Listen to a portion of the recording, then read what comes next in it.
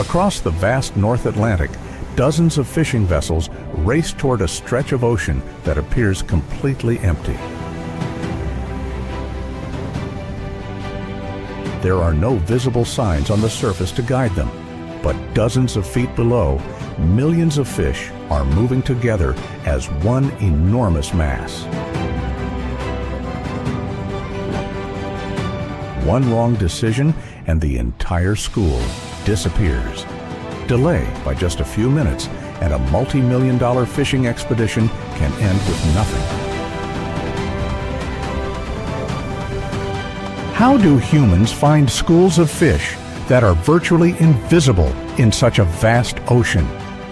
And which species have become the foundation of Europe's seafood industry? Go discover unbelievable seafood catch. European fishing fleets haul in thousands of tons from the North Atlantic. The North Atlantic is one of the richest fishing grounds in the world. With water temperatures ranging from just 35 to 59 degrees Fahrenheit, the meeting of cold Arctic currents and the warm Gulf Stream sustains millions of tons of seafood every year.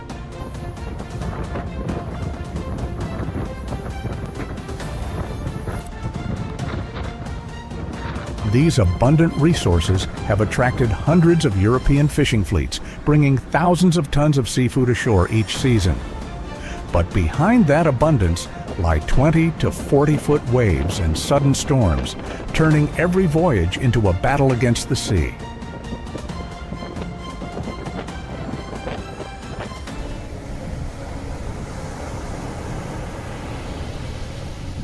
Beneath the seemingly calm surface unfolds one of the ocean's most spectacular migrations. From above, there is almost no sign of their presence. Yet, beneath the waves, millions of fish swim at astonishing speeds, forming one of the largest migrations in the ocean. Atlantic mackerel are powerful predators known for swimming continuously for thousands of miles every year.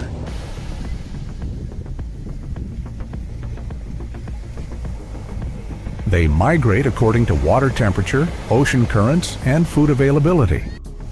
Wherever plankton and small fish gather, millions of mackerel assemble into massive schools that blanket the sea.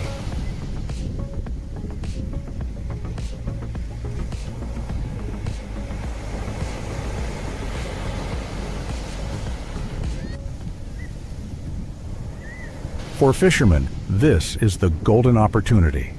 Sonar systems continuously scan beneath the surface to track the school's location and direction. Even the slightest mistake in interpreting the data can cause the entire school to disappear within minutes.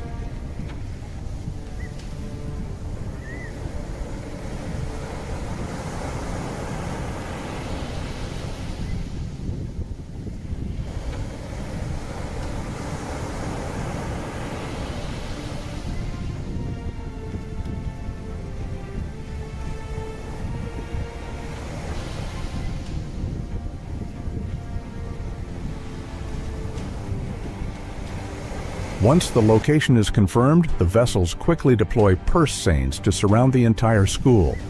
Within a short time, hundreds of tons of mackerel are pumped aboard using specialized pumping systems before being transferred immediately into chilled seawater tanks or ice holds to preserve their freshness.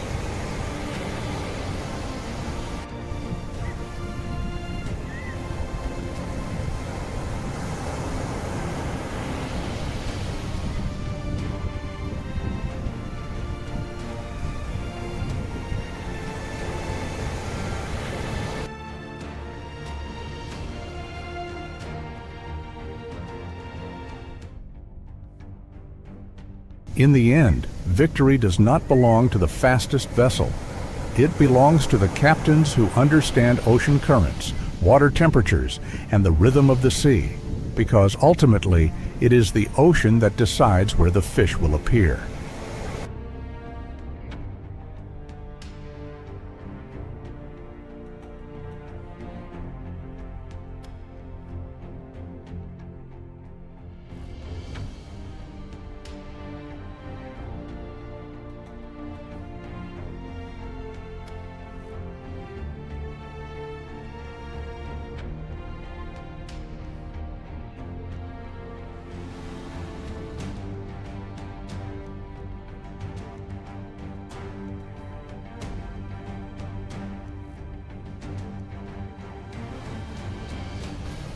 There are days when the entire North Atlantic seems to change color. Not because of the sunlight or the weather, but because hundreds of millions of Atlantic herring gather into enormous schools. A single school can stretch for more than 5 miles, weigh tens of thousands of tons, and completely fill fish finder displays.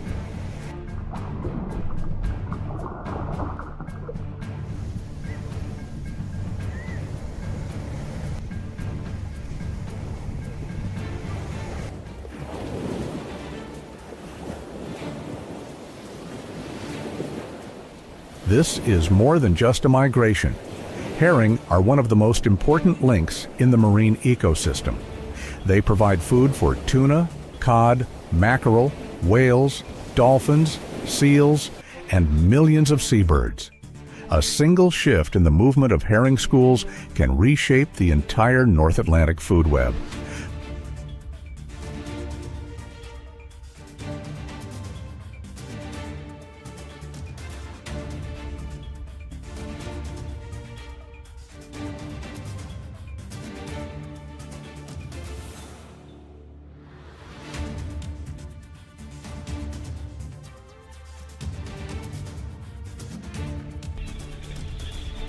But for fishermen, it signals a different kind of race. What makes herring fishing unique is that the target is not an individual fish. It is the entire school. Fishermen are not chasing individual fish. They must understand the movements of millions of fish swimming as though they were a single living organism.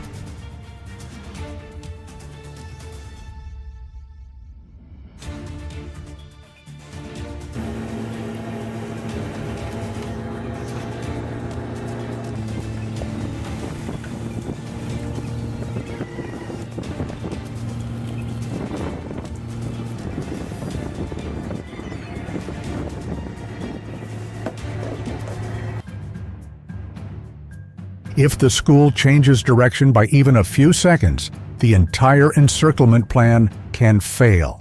That is why multiple vessels often work together, constantly exchanging position and speed to gradually close the net before the school can break apart.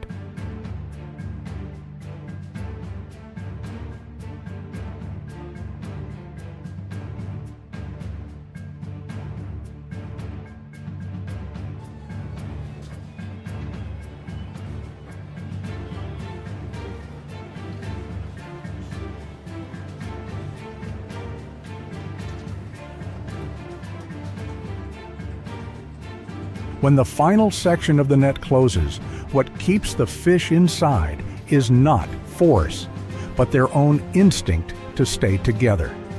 Instead of swimming through the net, millions of fish remain tightly grouped, unintentionally trapping themselves.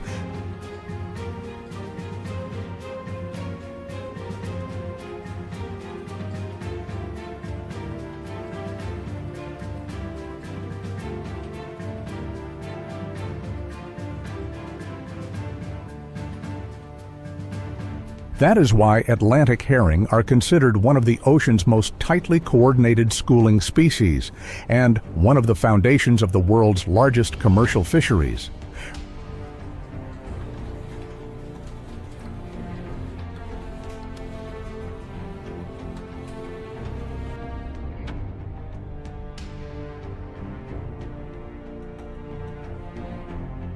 Remarkably, behind a fish measuring only about 10 to 18 inches lies an industry worth billions of dollars every year.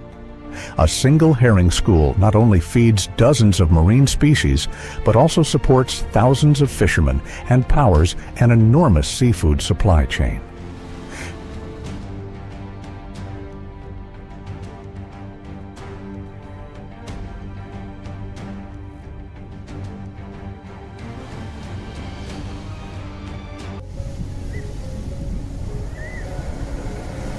Few fish transform the appearance of the ocean as dramatically as sardines. When ocean currents and food conditions are favorable, millions gather into enormous schools. Seen from above, they resemble a shimmering silver river flowing endlessly beneath the surface, creating biomass weighing thousands of tons.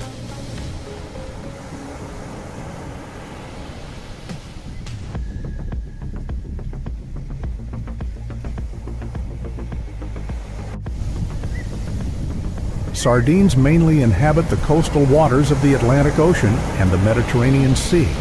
They grow quickly, reproduce rapidly, and feed primarily on plankton. This life cycle has made sardines one of Europe's most abundant seafood resources.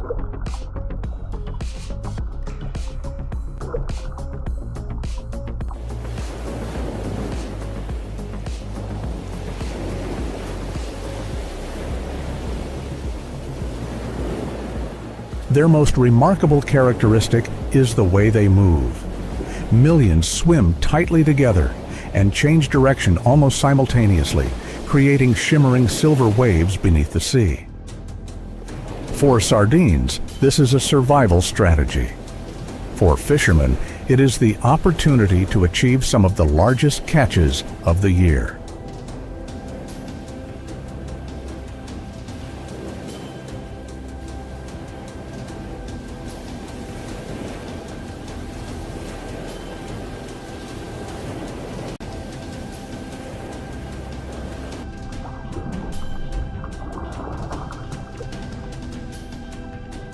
When a sufficiently large school is located, fishing vessels do not charge directly into it.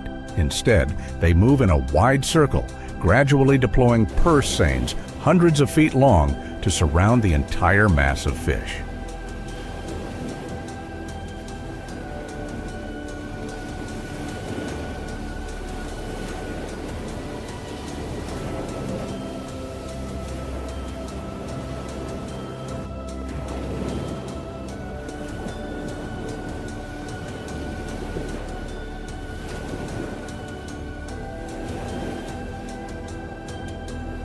As the net closes, the bottom is drawn together like the drawstring of a giant bag, trapping millions of fish inside within a short time.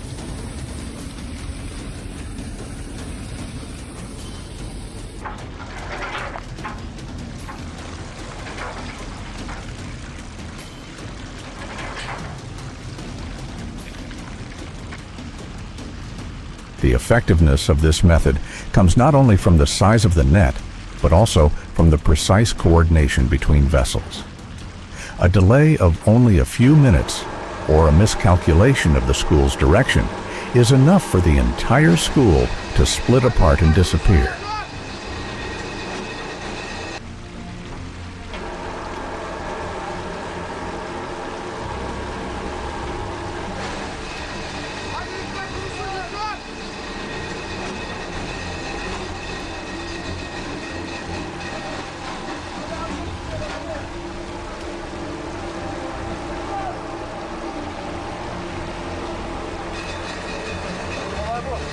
A successful haul can bring in dozens or even hundreds of tons of sardines. However, because their bodies are delicate and their scales are fragile, many modern vessels no longer use cranes to lift them aboard.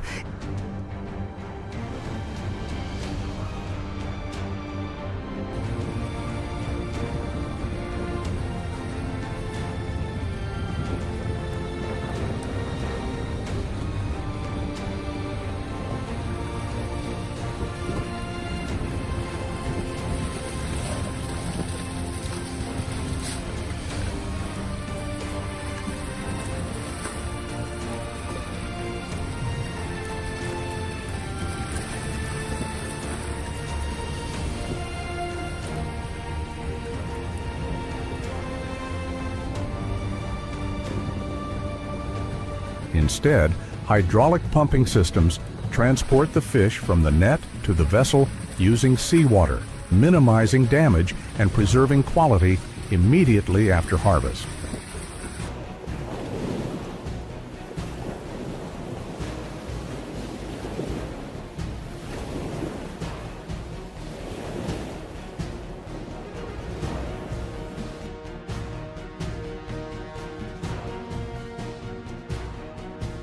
Thanks to their enormous schooling behavior and this highly efficient harvesting method, sardines have become one of Europe's most important seafood resources, supporting some of the largest fishing operations every year.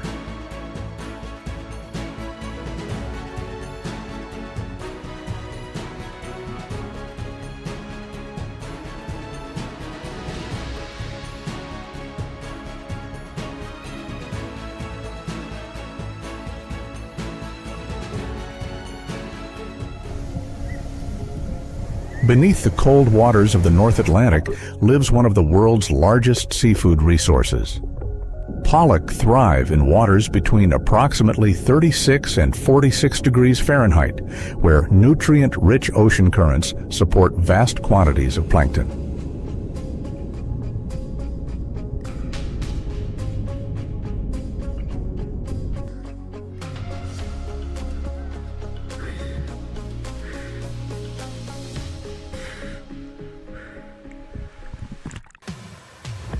An adult typically measures between 12 and 24 inches long and weighs 1 to 3 pounds.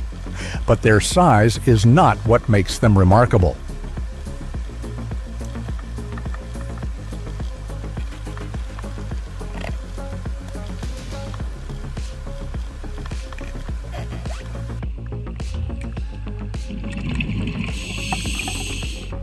What is truly astonishing is that they gather into enormous schools, sometimes stretching for miles, with densities so great that they appear as massive living structures on sonar displays.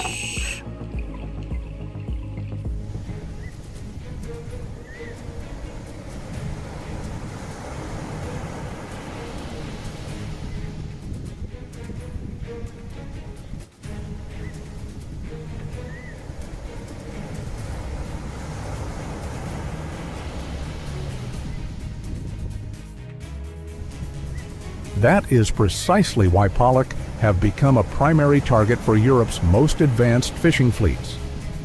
Unlike species that remain near the surface, pollock usually inhabit depths between about 330 and more than 1,300 feet, constantly shifting according to temperature and food availability.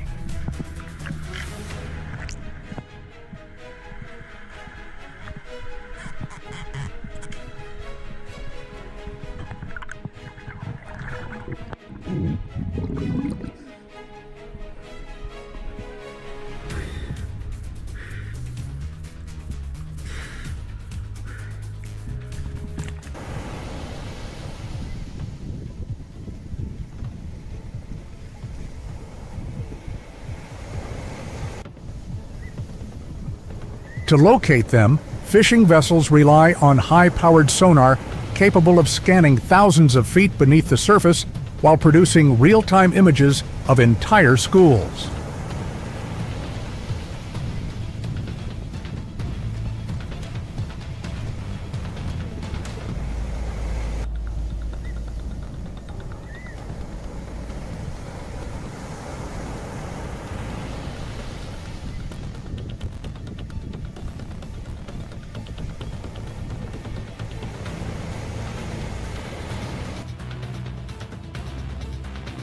Once a sufficiently large school appears on the display, enormous trawl nets, covering an area nearly equal to several football fields combined, are lowered to the correct depth.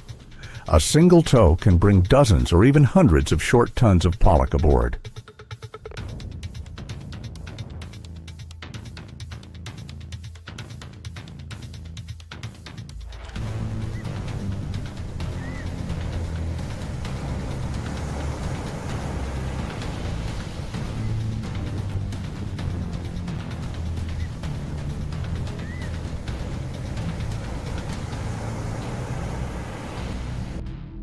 During peak season, a modern factory trawler can process hundreds of short tons of fish each day, transforming the icy waters of the North Atlantic into one of the busiest and most impressive industrial fishing grounds on Earth.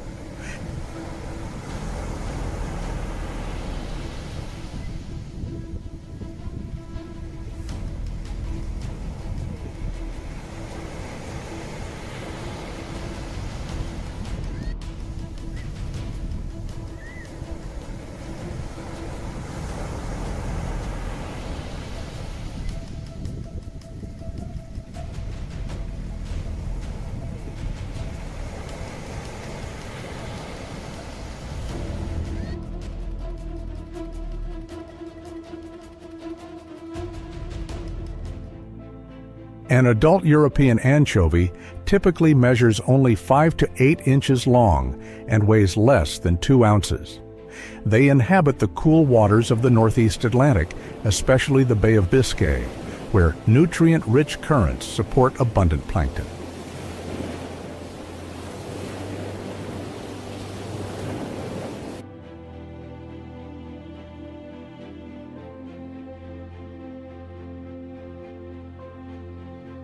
Rather than living alone, anchovies form exceptionally dense schools, sometimes consisting of millions of individuals moving together like a giant silver ribbon just beneath the surface.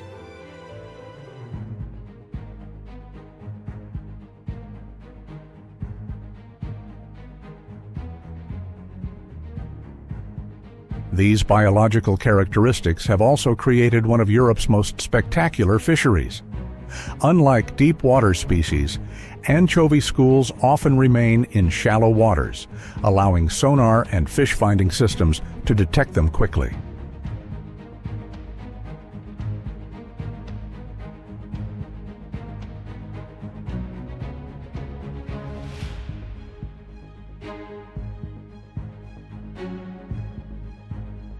Once the target is located, the entire fleet immediately works together to deploy purse seines around the entire school. After the net is fully closed, the bottom is drawn together like a giant bag, trapping millions of fish inside.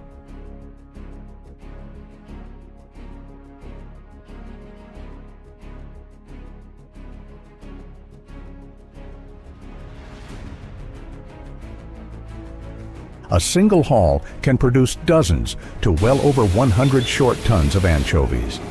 During the peak season, many vessels complete multiple hauls every day, bringing thousands of short tons into port within a remarkably short period.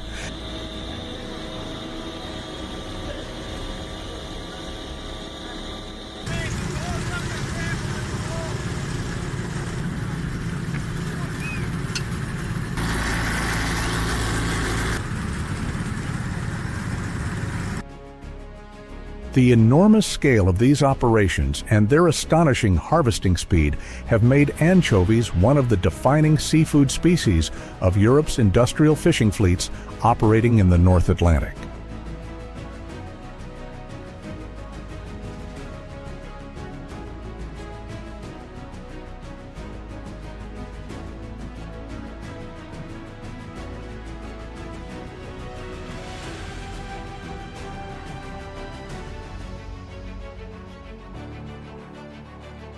Every day, hundreds of fishing vessels return to port from the icy waters of the North Atlantic.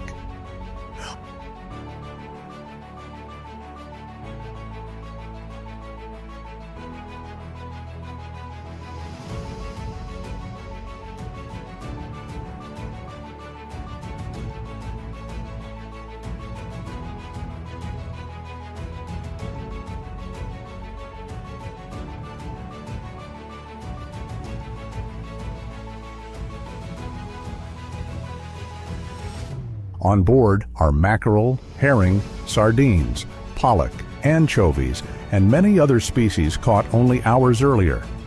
But for the seafood industry, their journey has only just begun.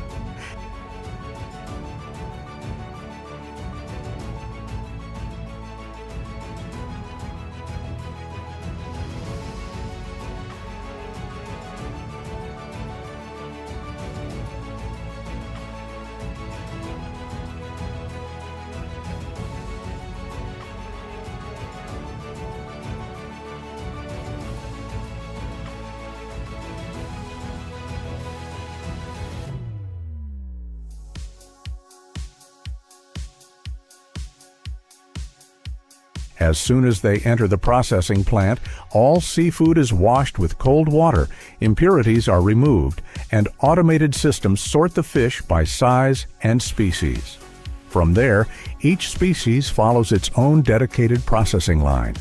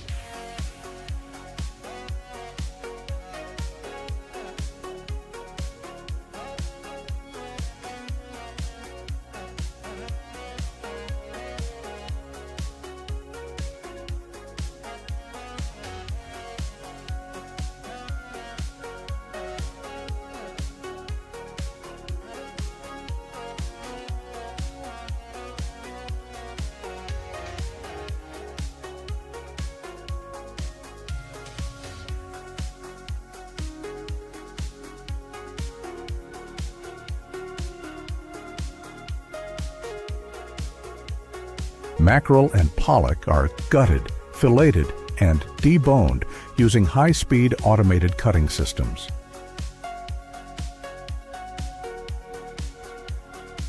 Sardines and anchovies remain whole before moving to canning or further processing lines.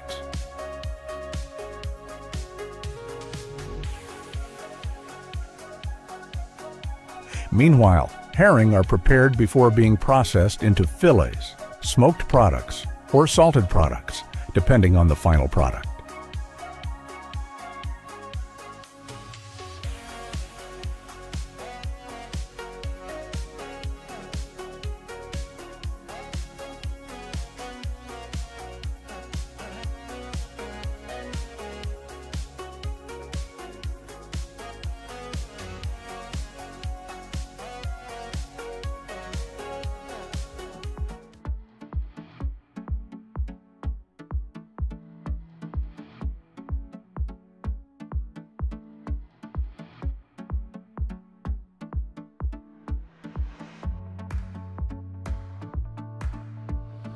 After initial processing is complete, the products enter individual quick freezing (IQF) systems. Within a very short time, each fillet or whole fish is frozen at extremely low temperatures, creating ultra-small ice crystals that preserve texture, flavor, and nutritional value.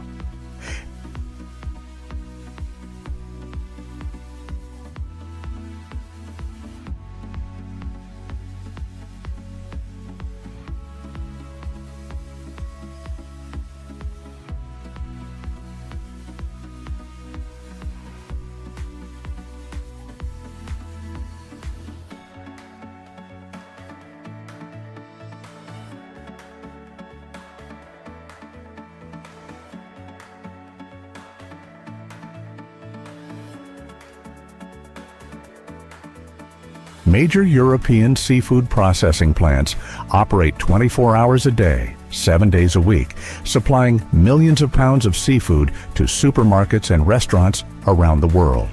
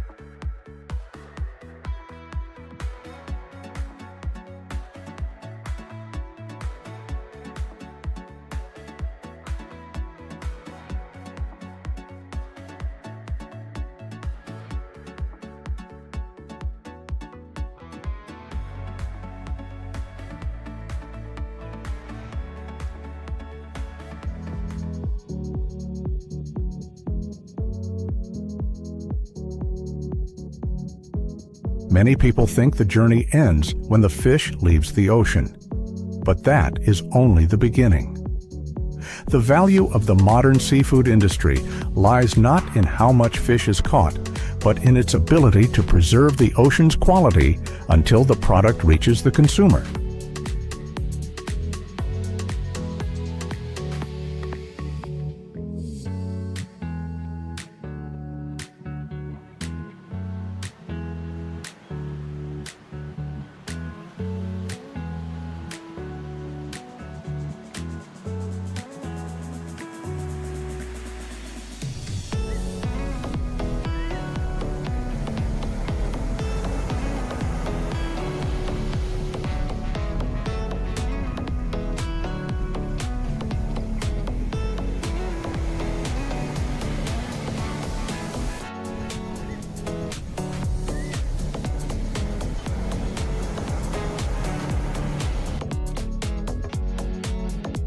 The ocean still holds countless stories waiting to be discovered.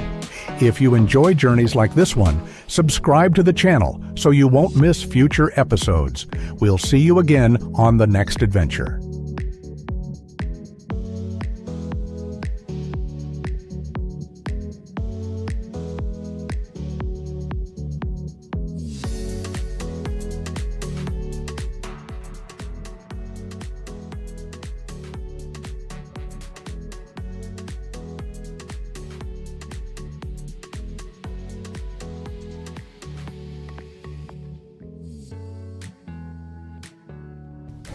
Darkness blankets the North Pacific as winds roar at nearly 56 miles per hour, while walls of water over 32 feet high relentlessly slam into the hull, turning the waters of Alaska into an arena where steel, ice, and human endurance are tested to the extreme. Amid crashing white surf and the howl of the wind, a chilling warning echoes. In Alaska, crab pots worth millions of dollars can become deadly traps at any moment. If the North Atlantic is famous for its massive commercial fisheries, the Bering Sea is known for voyages that no one can guarantee will return safely.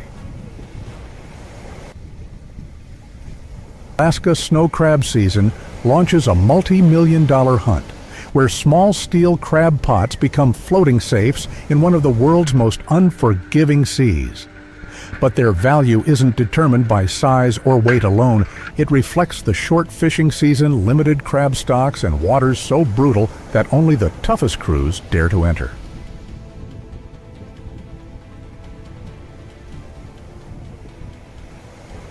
Alaska offers no second chances for mistakes. Arctic weather can turn violent in an instant, unleashing fierce winds and walls of waves powerful enough to sweep an entire deck clean.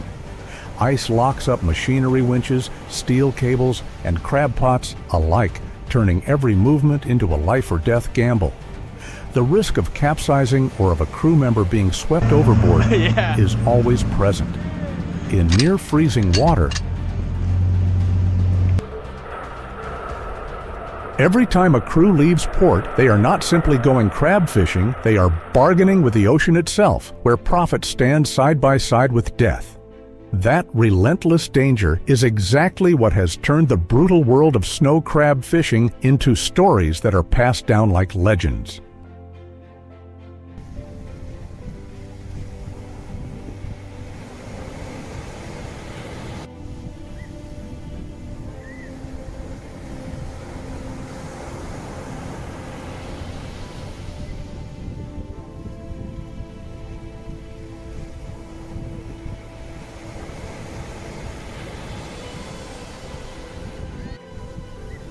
Beneath a heavy sky, Arctic winds and violent waves batter the deck, forcing every fisherman to choose between the promise of profit and the chance of making it home alive. And now, we enter the top 10 most dangerous operations, where every voyage becomes a ruthless confrontation with the devastating power of nature.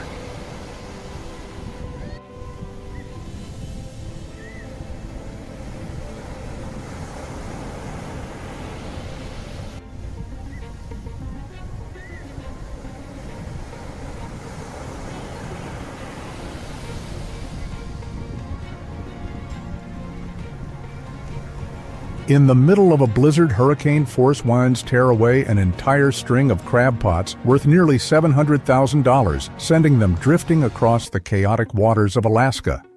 With visibility almost reduced to zero, the crew is forced to chase each disappearing pot through towering walls of waves.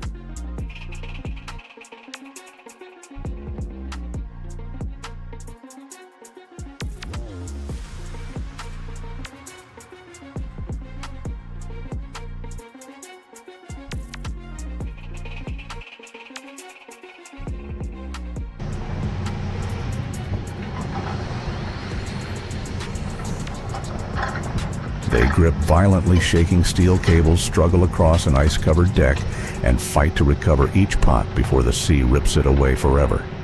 Every step is a gamble with their lives.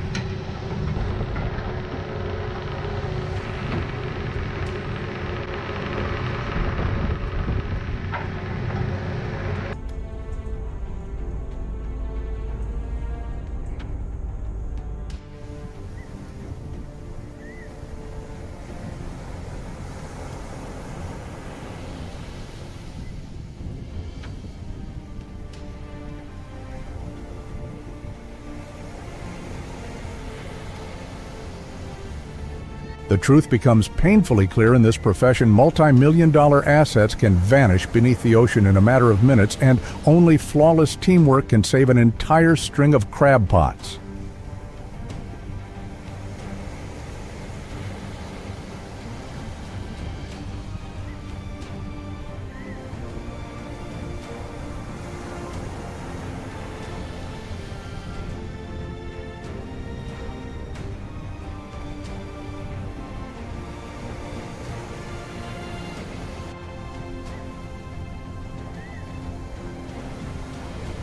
Before the crew has even recovered from the night's storm, another danger strikes. An ice-covered cable suddenly traps a fisherman's hand, forcing his crewmates to race against time to free him from the machinery within seconds.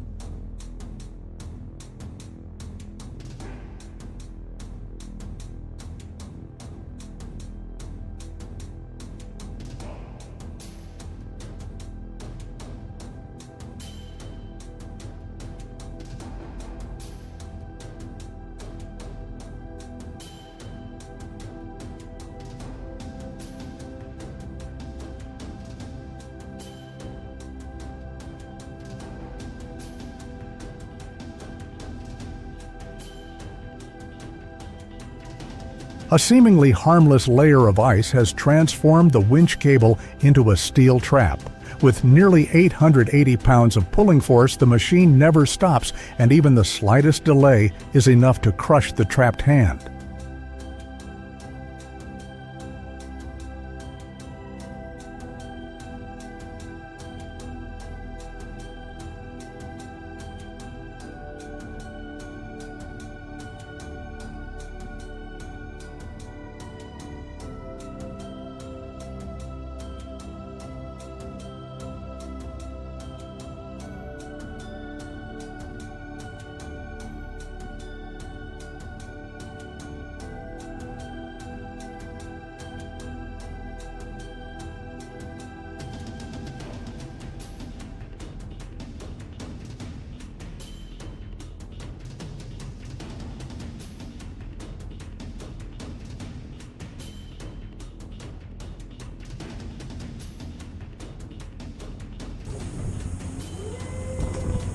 The fisherman braces his bare hand against the frozen cable as his skin tears and blood begins to seep out desperately, signaling his crewmates for help. Every second becomes a life or death decision where one wrong move can turn an accident into a catastrophe.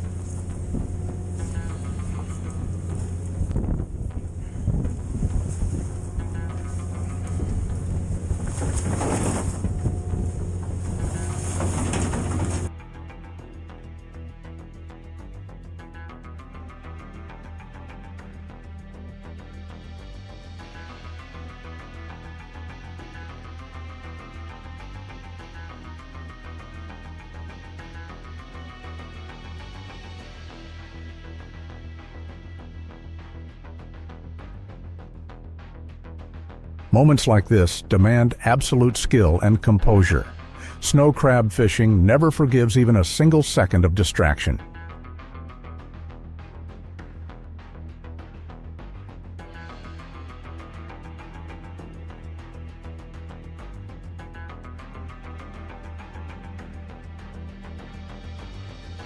The trapped hand has barely been freed, and the deck seems calm again when suddenly the sky darkens. A razor-sharp Arctic gust sweeps across the vessel, lifting a massive gear container weighing hundreds of pounds and throwing the entire crew into yet another deadly crisis.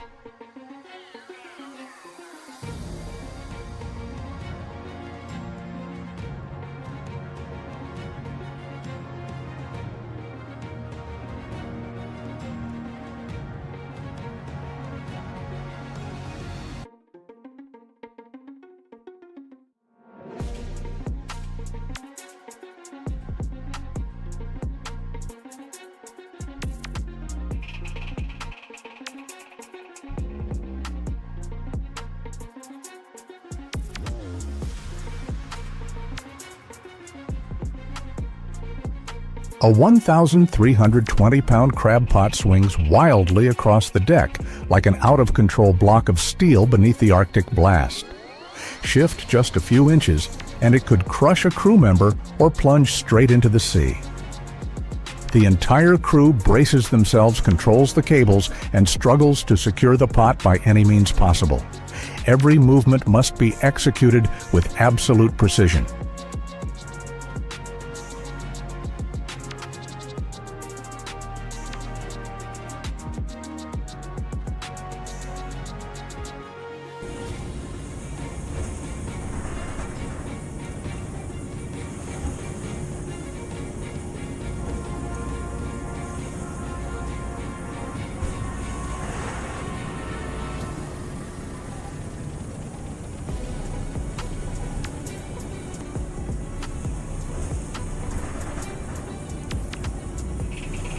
That moment reveals a harsh truth. This profession demands lightning-fast reflexes, relentless strength, and perfect teamwork.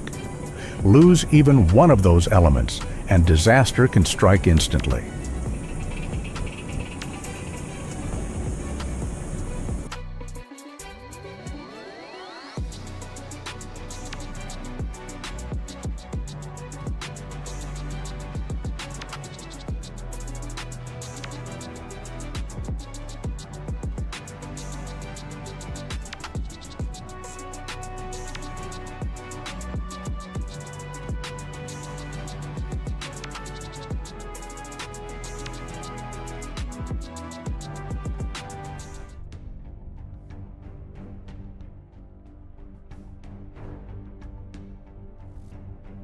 The crew has barely stabilized the deck after the Arctic winds when the radar suddenly fills with a deep crimson warning. There isn't even time to catch a breath. Ahead, the storm is rapidly intensifying, forcing them to deploy their crab pots directly into the heart of a violent system, closing in around the vessel under the darkness.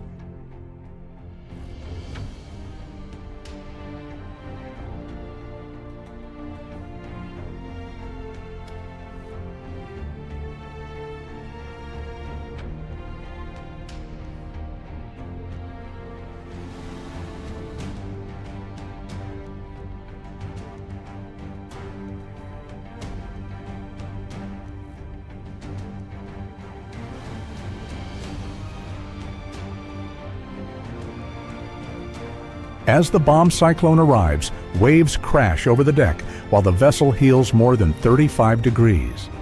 Yet the crew must continue deploying the pots as planned, or risk losing one of the season's most valuable fishing grounds.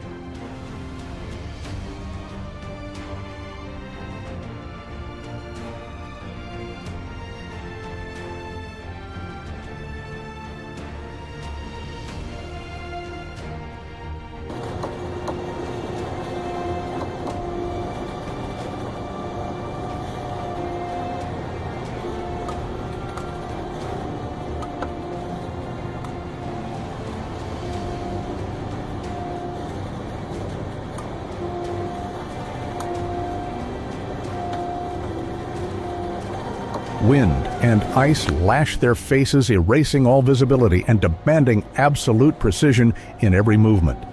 One pot dropped in the wrong direction could trigger disaster. In that moment, the profession reveals its harsh reality. Sometimes the only way to save both the vessel and everyone aboard is to make the right decisions in the middle of the fiercest storm.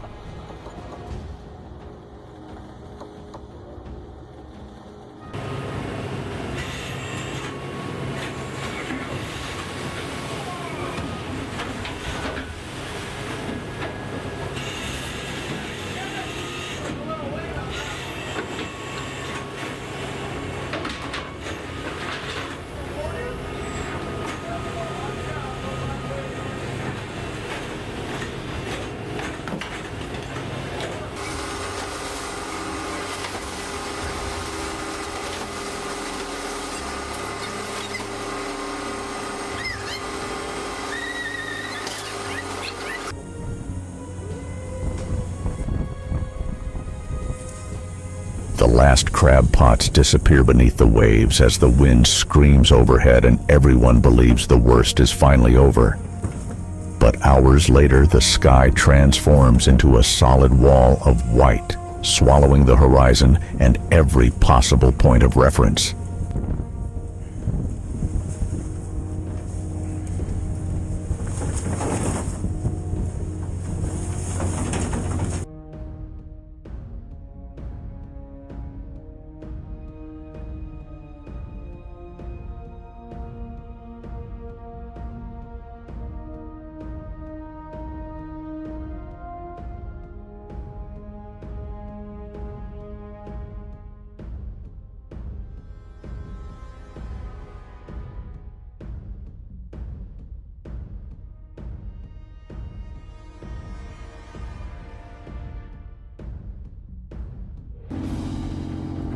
A complete whiteout turns the Alaskan Sea into an endless blank void.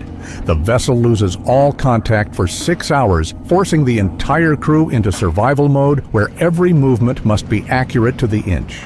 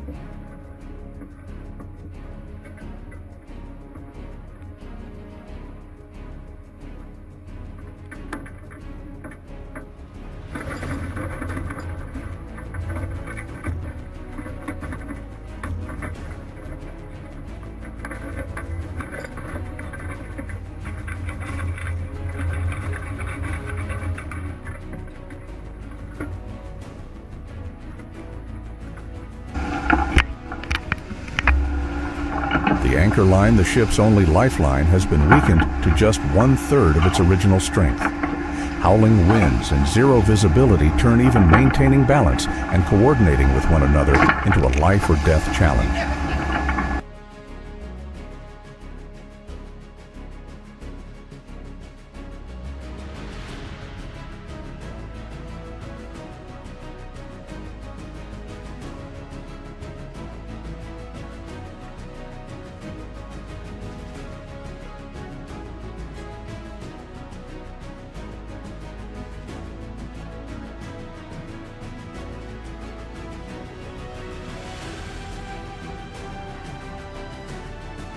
In conditions like these, skill and preparation become the line between life and death. Alaska proves once again that only a few seconds of lost concentration are enough for the sea to sweep someone off the deck before anyone else can react.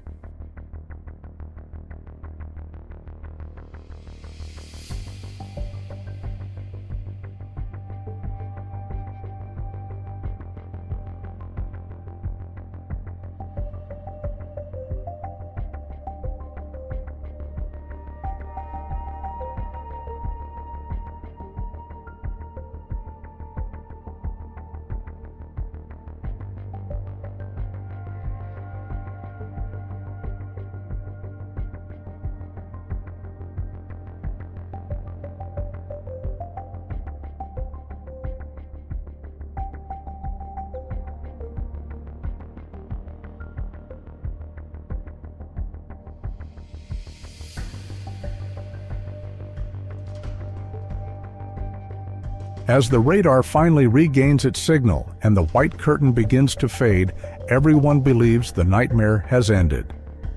But just as the vessel steadies itself, another threat appears. Thick ice has sealed the entire deck beneath a frozen shell, beginning a new battle, not against the storm, but against the deadly weight, dragging the ship toward the icy depths.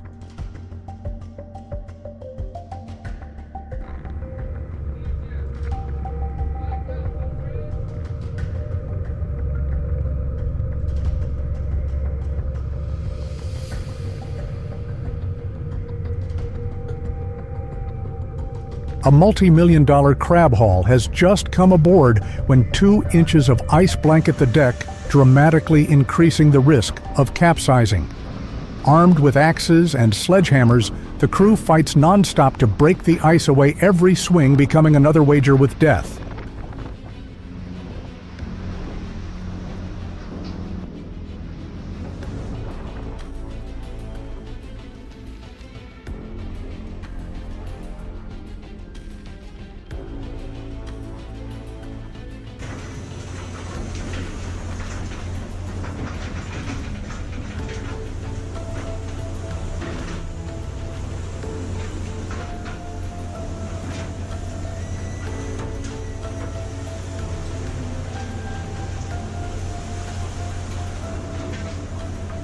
Heavy waves hammer the vessel while shattered ice scatters across the deck, turning every step into a dangerous mission. The sound of hammers wind and crashing waves merges into a relentless rhythm of survival. In snow crab fishing, luck is never far from danger, and every successful catch is earned through extraordinary human endurance.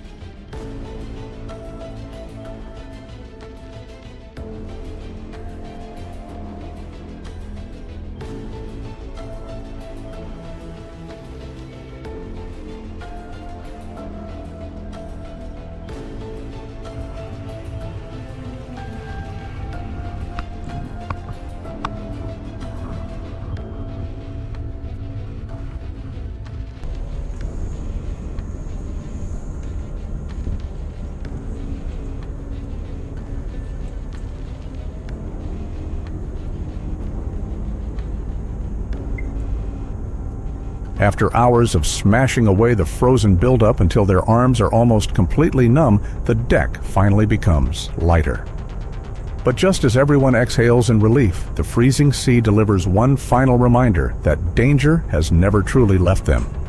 One misplaced step and the 28 degrees Fahrenheit water below will instantly turn a simple mistake into a bone-chilling death sentence.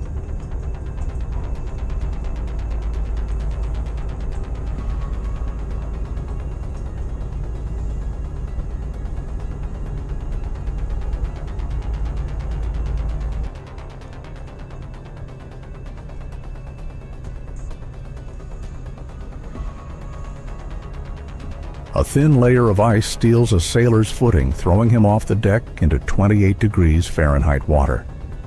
He slams into the railing before disappearing beneath the swirling current, where just a few seconds can decide life or death in the freezing sea.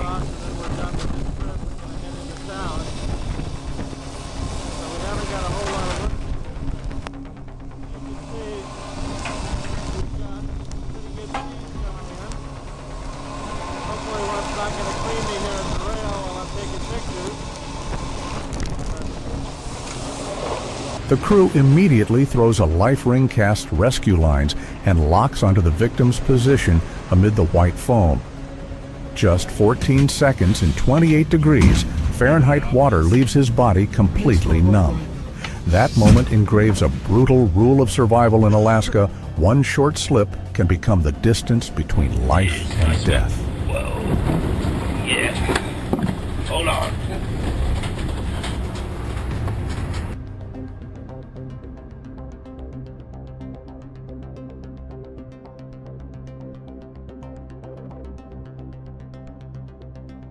After the fall left the entire vessel holding its breath, everyone believed fear had reached its limit. But the Alaskan sea never strikes only once. Hours later, as a blizzard pounds the hull, they realize the danger ahead is even more terrifying than the 28 degrees Fahrenheit water that had nearly claimed their crewmate.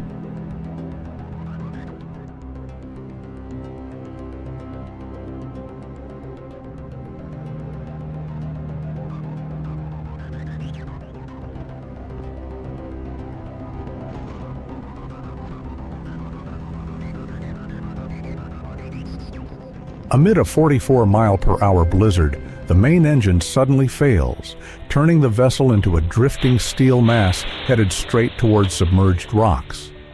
As the wind howls like it is tearing the sky apart, the crew rushes onto the deck, ripping away thick layers of frozen snow, locking critical equipment in place, while the vessel shudders violently as though it is about to be thrown off the sea.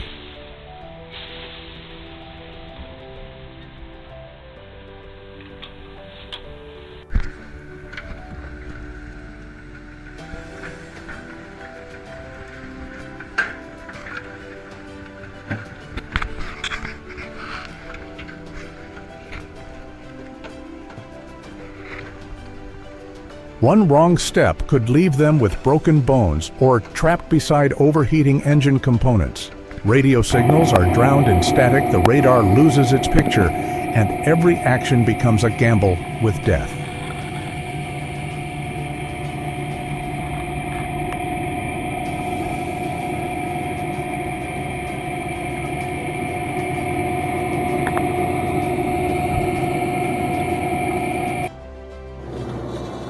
Nearly 40 minutes later, the engine roars back to life, pulling the vessel out of danger.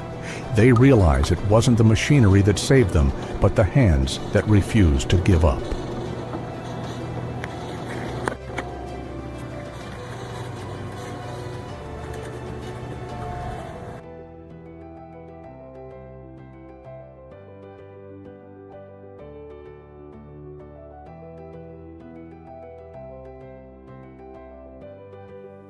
Just as the engine finally comes back to life and the crew breathes a sigh of relief after escaping the rocks, no one expects the next threat to come from their own catch. The sea briefly calms, but on deck another danger quietly takes shape, heavier, slower, and more dangerous than anyone could have imagined in that moment.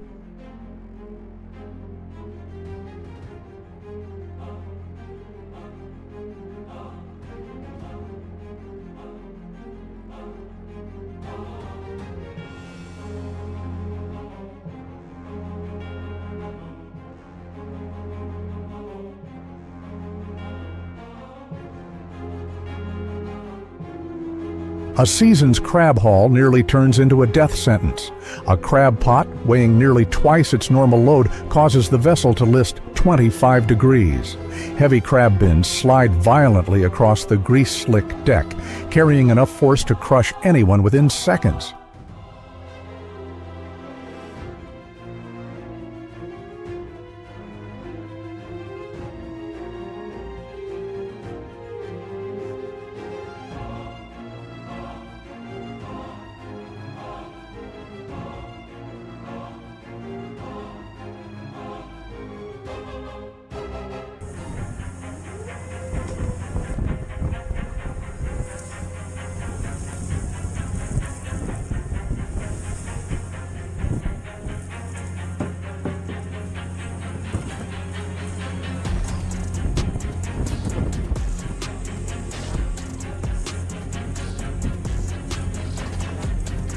Nearly 20-foot waves continue slamming into the hull, forcing the crew to move each crab container to the opposite side in a desperate attempt to restore balance. After more than an hour of struggle, the vessel finally stands upright again.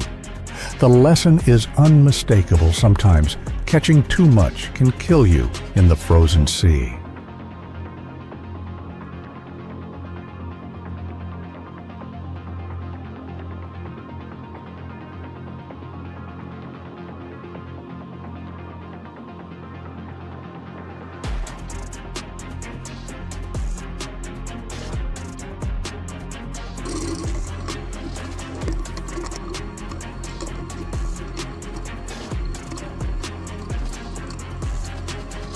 Just as the vessel regains its balance and everyone believes the worst is over, fortune suddenly changes direction, leading them to the rarest catch of their careers. But the greater the reward, the heavier the load, and the greater the danger. Then the final crab pot appears, pushing the entire voyage to its absolute limit on the Alaskan Sea.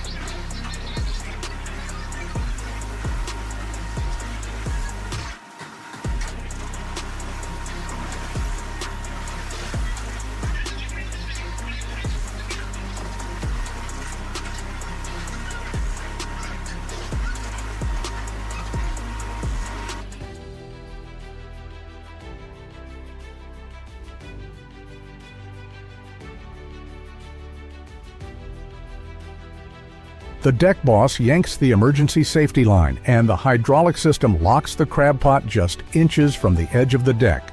The catch is saved, but the moment reveals a harsh truth. Sometimes only a single gust of wind separates a fortune from death.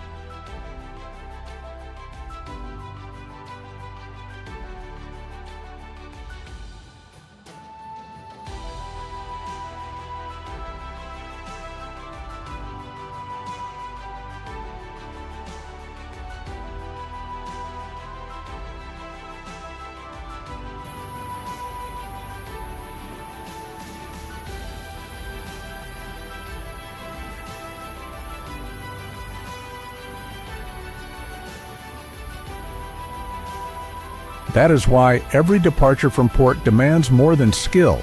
it becomes a continuous battle of strategy against the forces of the Arctic. Modern technology helps reduce the risks. Automated pot tracking systems follow crab pots even through storms. Weather-penetrating radar detects dangerous waves, and sensor-equipped life jackets instantly trigger alerts whenever a crew member goes overboard.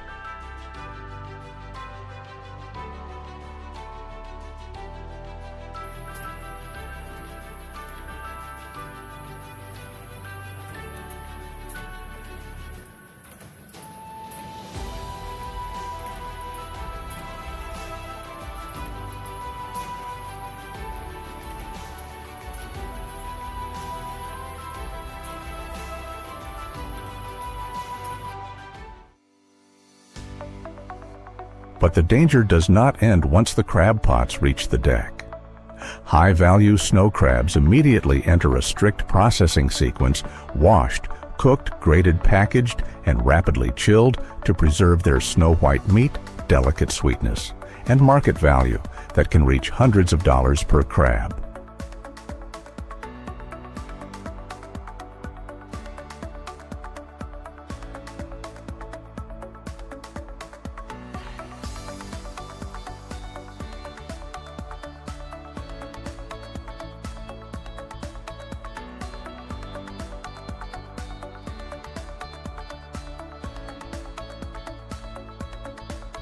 From Alaska, they travel to luxury dining tables in New York and Michelin-starred restaurants in Tokyo, becoming million-dollar seafood treasures that carry the marks of courage and teamwork forged at sea.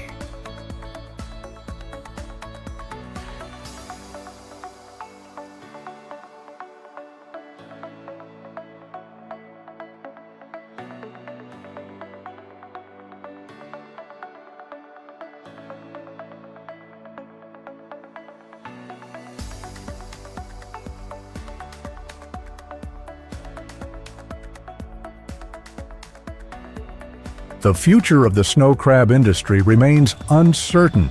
Fierce competition, climate-driven migration of crab populations, and rising operating costs place enormous pressure on every voyage. Every successful catch represents more than commercial value. It embodies risk endurance and the instinct to survive in one of the harshest oceans on Earth.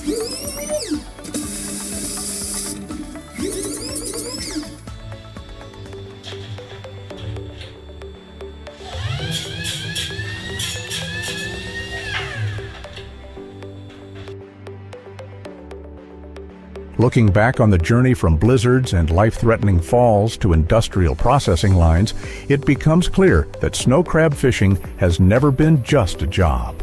It is a constant battle against nature, where one correct decision can save an entire crew, while one mistake can determine the fate of the vessel.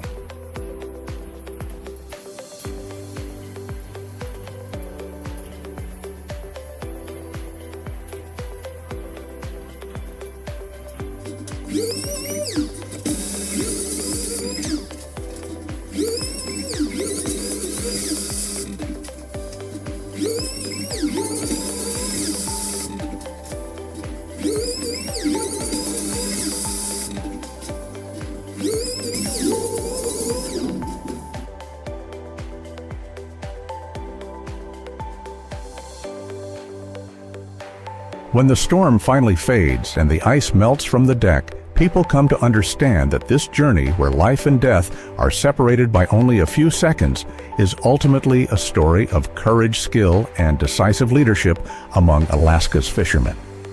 Snow crab fishing produces more than million-dollar catches.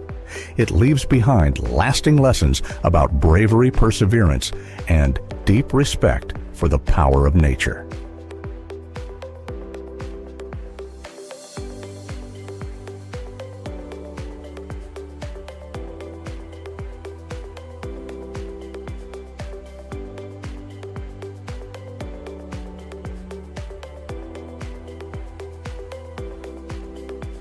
If you enjoy gripping survival stories and incredible adventures like this one, be sure to subscribe to the channel and turn on notifications so you never miss the next unforgettable journey. Across the North Pacific, a living treasure moves beneath the deep darkness. 100,000 pounds of red snapper, only 5 days to pursue it, and a final reward worth as much as $1.5 million US.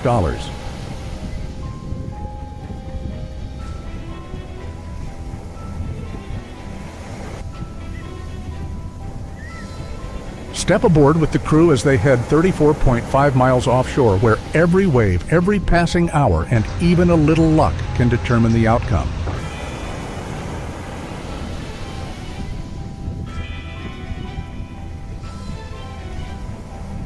But not every valuable seafood species lives in the cold depths of the ocean.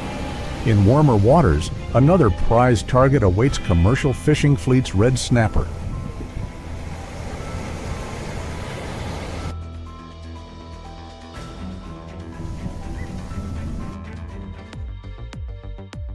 Throughout the Gulf of Mexico and along the Atlantic coast, red snapper are like living treasures of the sea.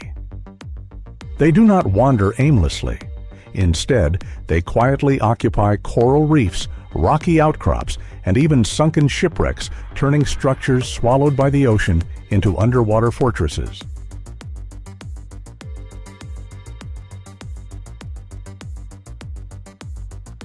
At depths ranging from 33 to 656 feet, red snapper patrol the seafloor like skilled predators ambushing smaller fish, shrimp, and squid.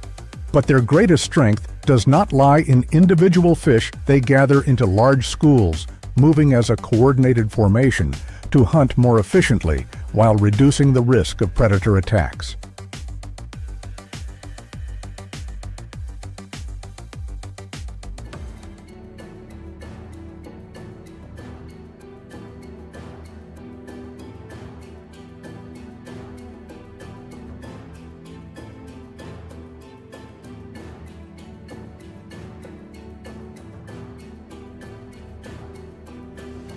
Before departure, the sonar comes to life. Ocean current charts are reviewed, and ice storage is carefully inspected. As the engines roar to life, the vessel leaves the harbor, slices through the calm water, and heads toward seas that may offer either reward or disappointment.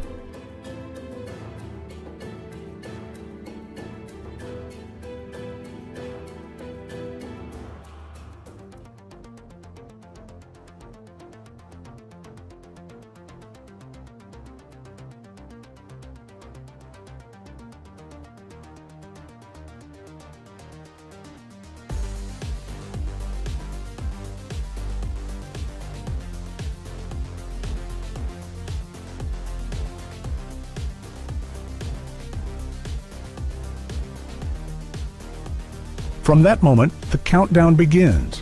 They have only 5 days to turn red sonar signals into 100,000 pounds of red snapper. Fuel continues to burn, expenses rise with every passing hour, and the ocean can erase every calculation with a single unexpected shift in the current.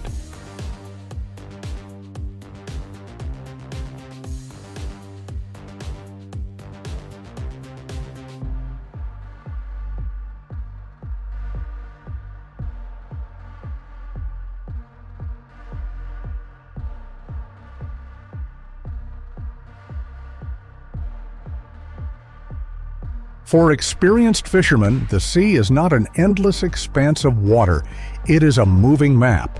They read the color of the water temperature, wind direction, and currents to predict the next movement of the fish. Red snapper may gather around one reef before disappearing several miles away.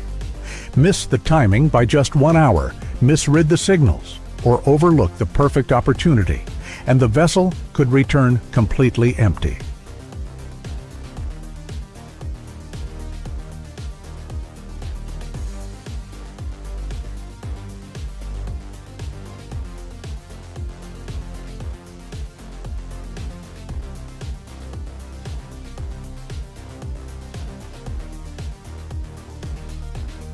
Rather than relying solely on nets or traps, many fishermen choose handline fishing, a direct conversation between human hands and the deep ocean floor.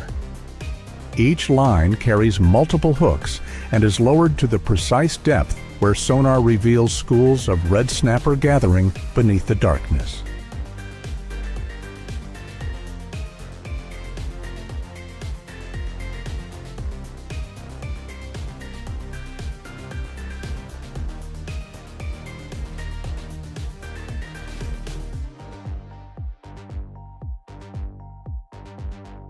The moment a fish takes the bait, every vibration travels through the line. The fisherman reads those movements through touch before pulling the fish from the bottom quickly enough, firmly enough, yet gently enough to preserve the quality of its flesh.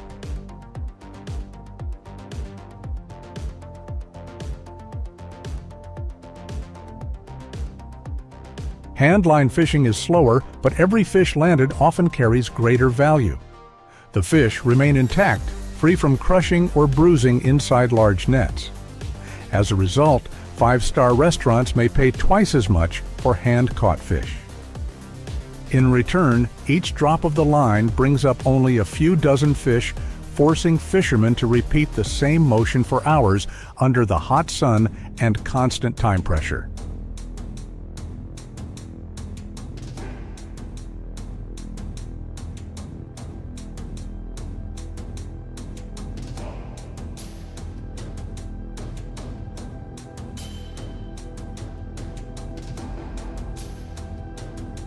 At depths ranging from 33 to 656 feet, red snapper patrol the seafloor like skilled predators ambushing smaller fish, shrimp, and squid. But their greatest strength does not lie in individual fish. They gather into large schools, moving as a coordinated formation to hunt more efficiently while reducing the risk of predator attacks.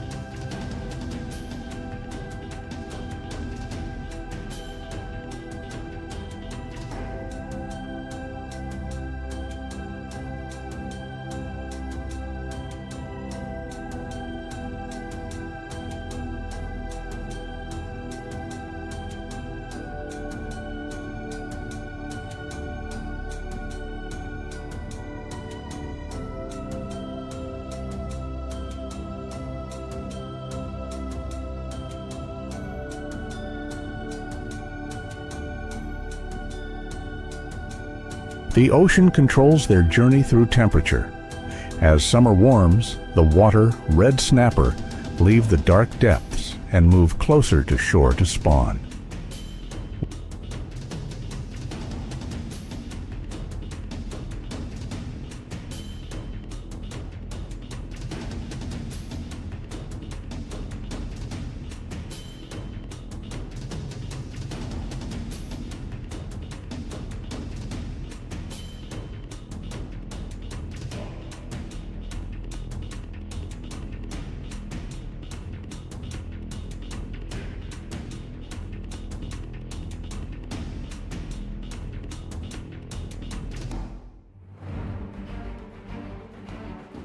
When winter arrives, storms churn the surface and temperatures fall. The schools return to deeper, more stable waters. For fishermen, this migration route is more than biology.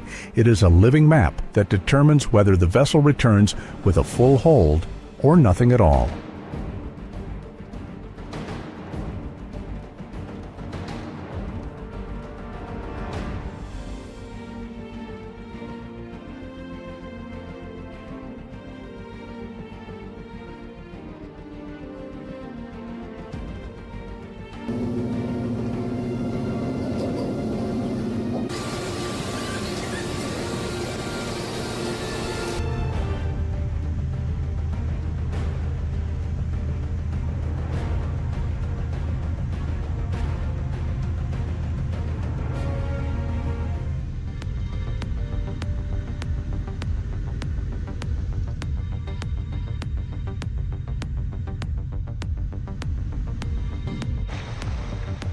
Arrive just a few hours too early one day, too late, or misread the current, and the entire school may disappear from the sonar. But for fishermen who understand the language of water movement and temperature, the moment the fish gather becomes a golden opportunity. The ocean rewarding patience, experience, and courage.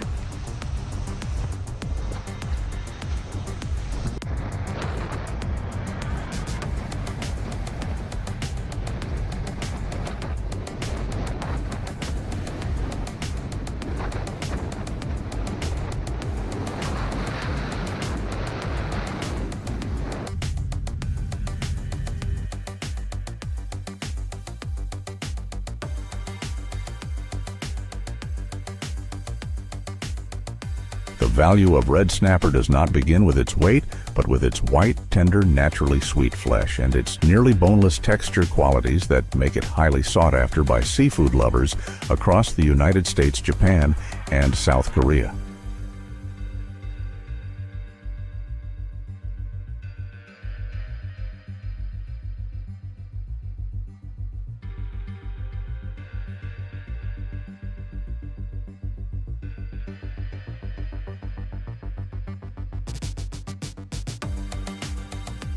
A single vessel carrying 100,000 pounds of red snapper can generate up to $1.5 million in revenue. But before those numbers become reality, the crew must transform fish hidden deep beneath the seafloor into a successful catch during a 5-day race where every passing hour can completely change the outcome.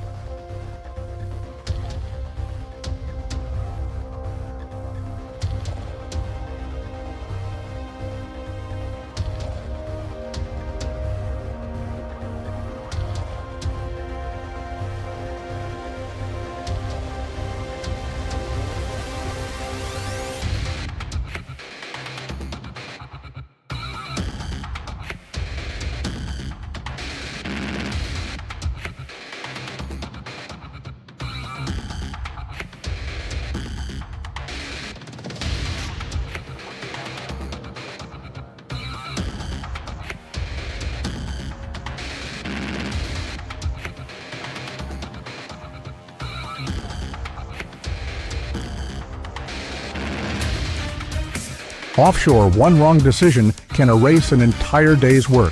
Storms may develop, currents may change direction, and the fish may leave the area within only a few hours. With handline fishing, the pressure is even greater because no machine can replace the sensitivity of human hands.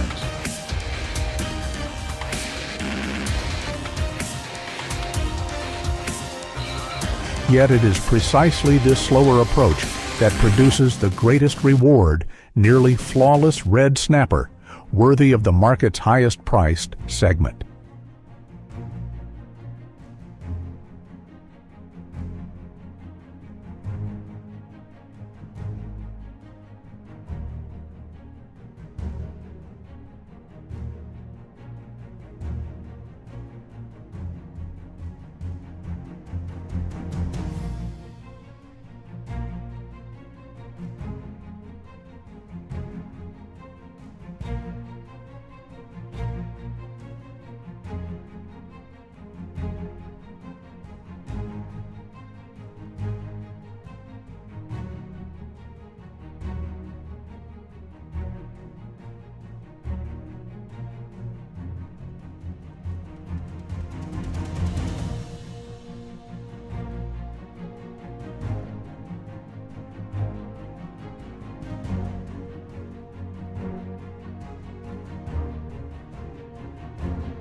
"5 days at sea, hundreds of miles of pursuit, and thousands of fishing lines disappearing into the darkness, all focused on bringing brilliant red fish onto the deck like living treasure."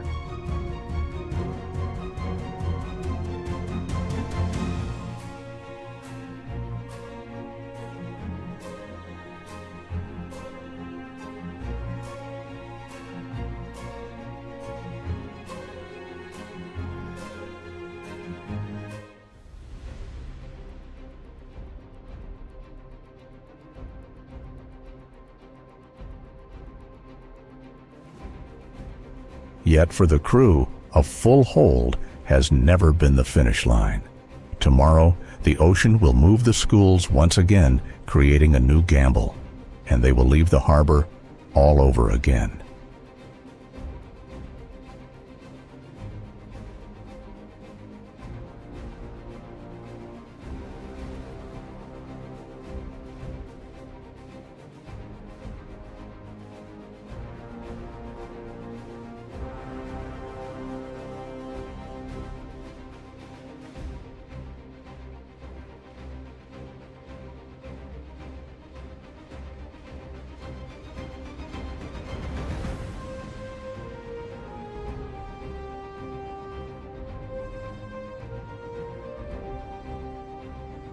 On deck, the moment the fish leave the water is not the end it is when their value is decided.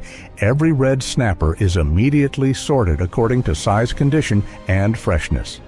Fish meeting premium standards are retained while undersized or lower quality fish are released back into the sea, an investment in future fishing seasons.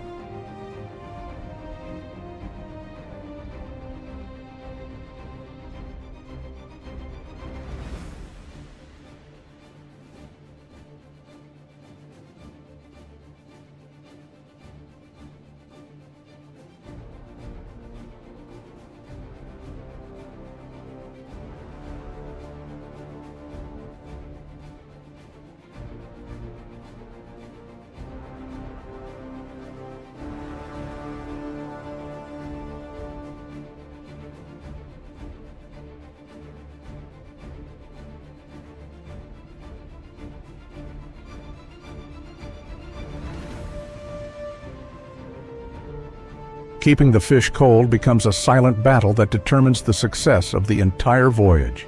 After processing, the fish are immediately buried in crushed ice, completely covered so that the cold spreads evenly around the body. On modern vessels, rapid freezing systems can lock in freshness while still at sea, especially during voyages lasting several days.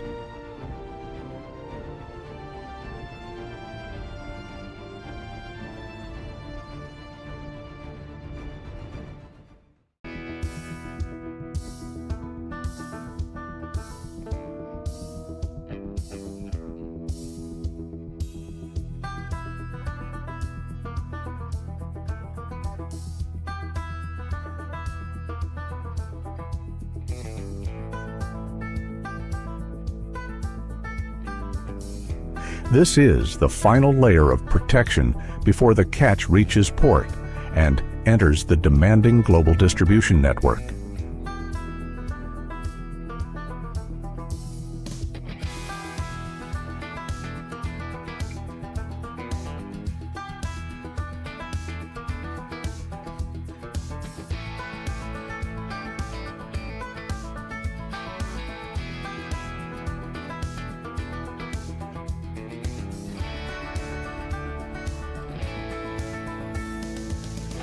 Whole red snapper typically sells for around $10 to $12 per pound.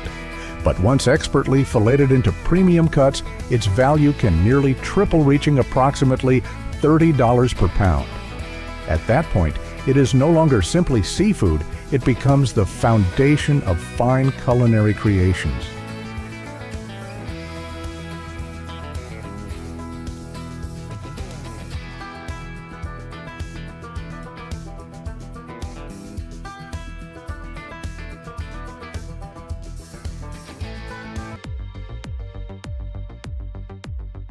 When every stage is complete, the vessel accelerates toward land. Inside the hold lies not only fish, but also the hope of the coming morning's seafood market.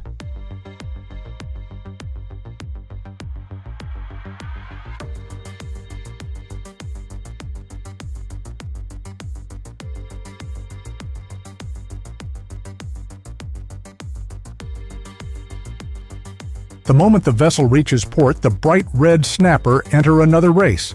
Refrigerated trucks immediately transport each container to receiving facilities where the fish's clear eyes, firm flesh, and shimmering red scales still look as though they have just left the cold sea.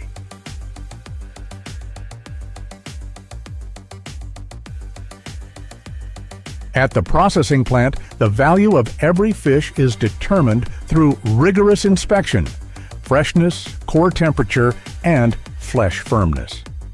Only the highest grade fish enter the production line. Any live fish are processed immediately before time begins reducing their quality.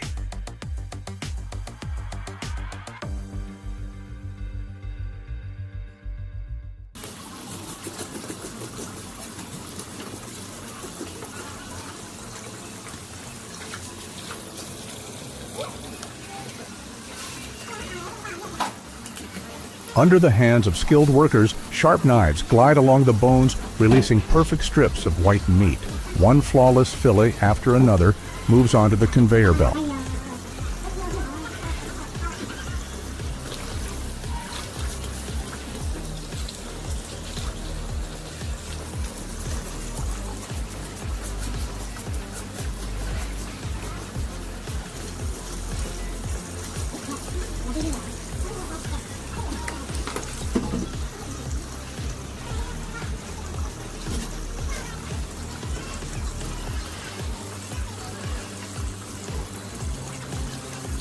Filleting is far more than cutting fish. It is the art of preserving value in every piece of meat. Every knife stroke must be smooth, deep enough, and precise enough to avoid damaging the texture. The head, skin, and bones are transferred to separate production lines for seafood stock and other products. Almost nothing goes to waste.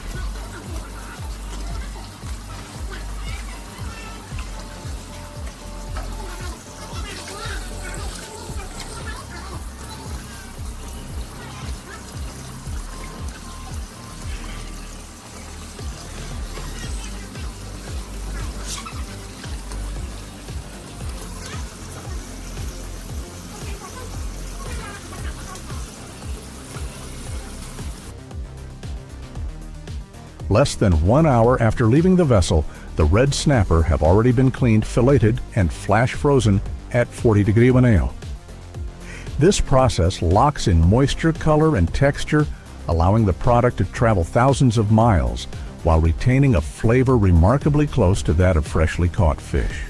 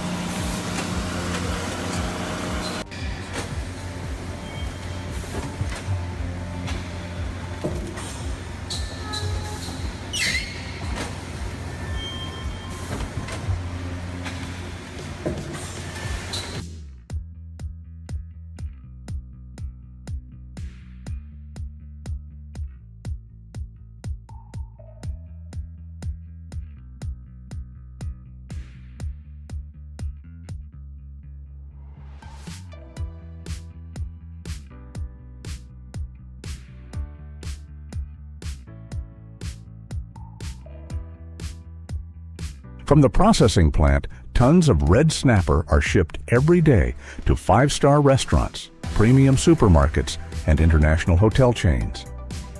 A complete value chain has been fulfilled from deep underwater reefs to precision processing systems where technology transforms wild seafood into one of the ocean's finest delicacies.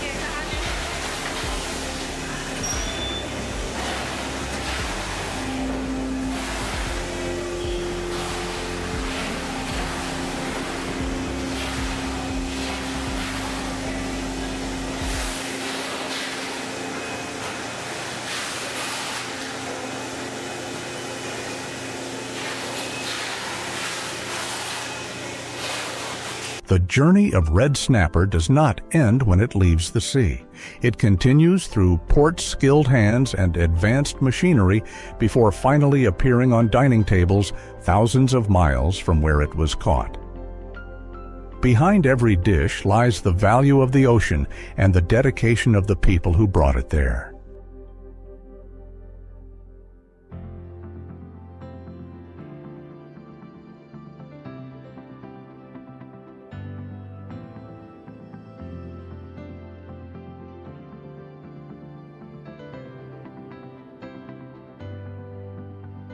Once red snapper enters the kitchen, the ocean hunt is rewritten through fire knives and the hands of master chefs, transforming raw ingredients into works of art.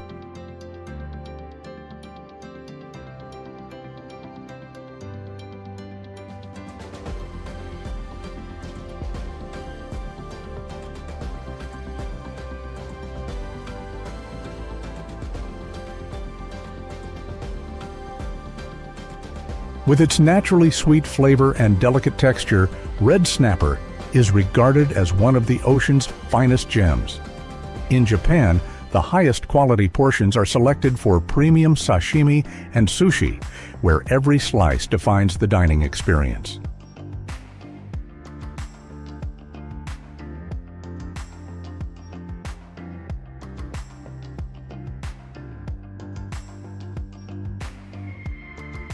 On the grill, miso sauce begins to bubble around the red snapper, producing a sharp sizzling sound as wood smoke blends with the natural sweetness of the sea.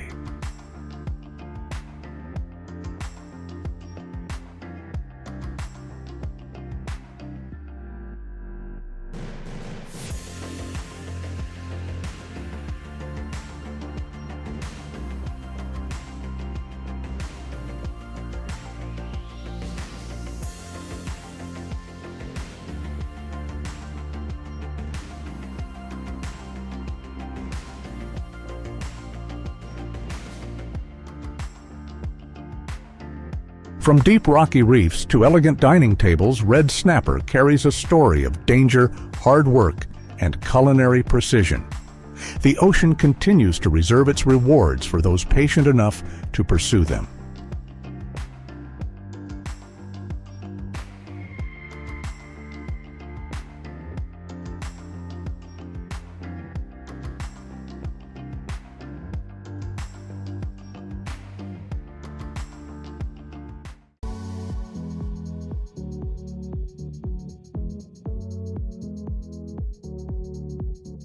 If you'd like to discover more hidden treasures beneath the sea, be sure to subscribe and turn on notifications. And join us on our next incredible adventure.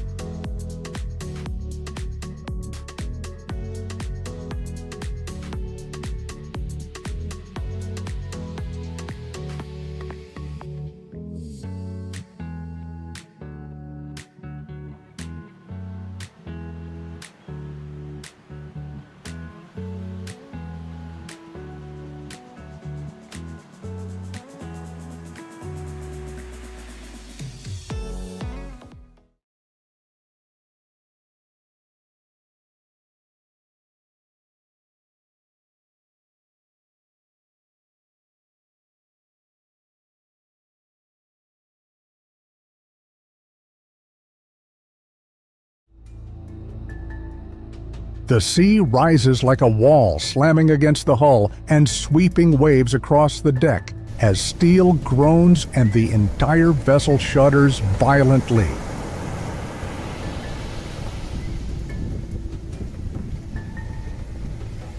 One after another, lobster traps weighing dozens of pounds burst from the water so relentlessly that the crew barely has time to catch their breath. The entire deck operates like an overloaded machine because out here every passing minute is directly converted into money.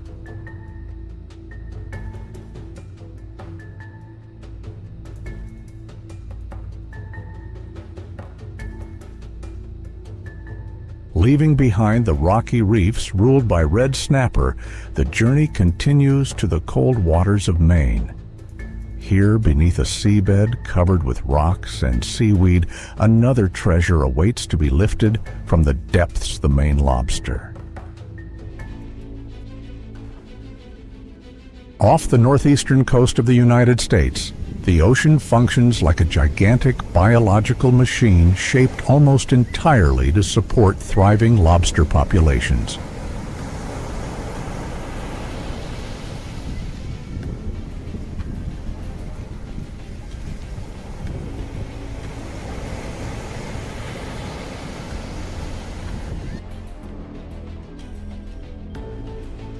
In Maine, deep cold water continuously circulates nutrients, turning the seafloor into the perfect nursery for dense lobster populations.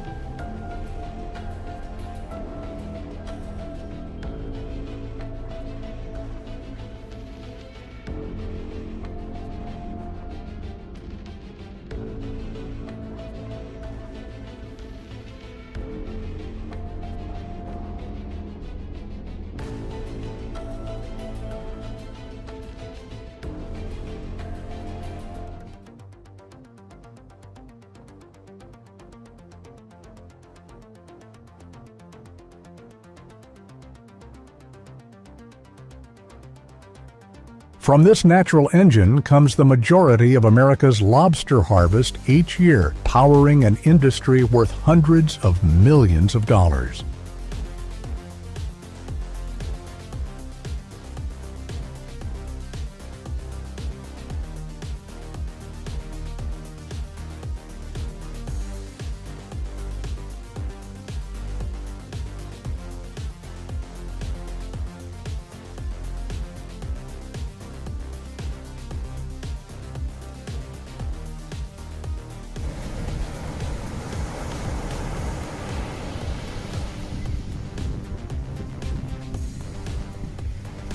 Yet this biological paradise is also an incredibly difficult vault to unlock. The conditions are perfect for lobsters, but reaching and harvesting them is an entirely different challenge for humans.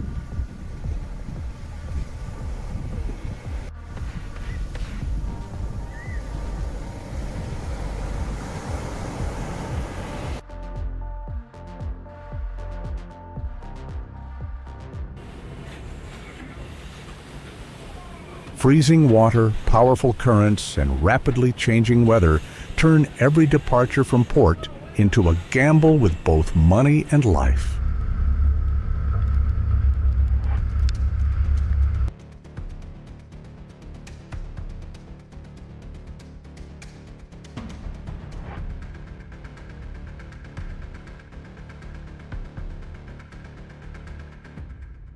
From that contradiction comes the most important question of all. How can a single vessel earn hundreds of thousands of dollars in just 7 days, while operating in waters that seem determined to drive people back to shore?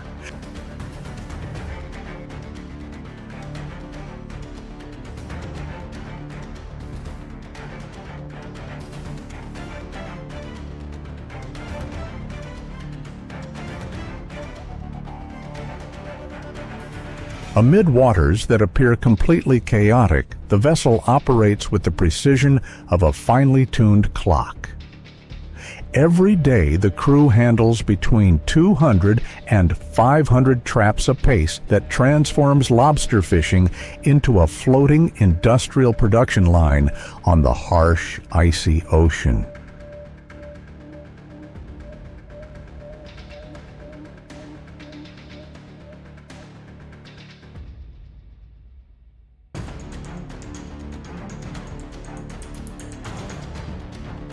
The cycle never stops. Bait is loaded traps, descend to the seafloor, floating buoys mark their locations, and the entire system is hauled back up at the exact moment the crew has calculated in advance.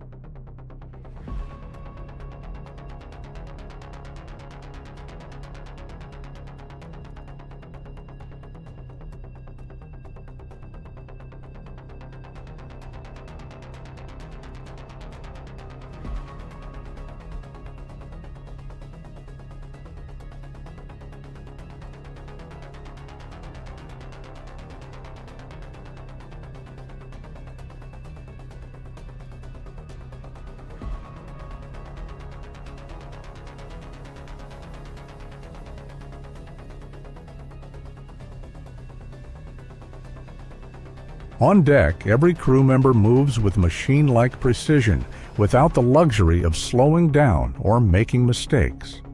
Every action flows instinctively from the last pull, the trap empty, the catch measure sort, and reset.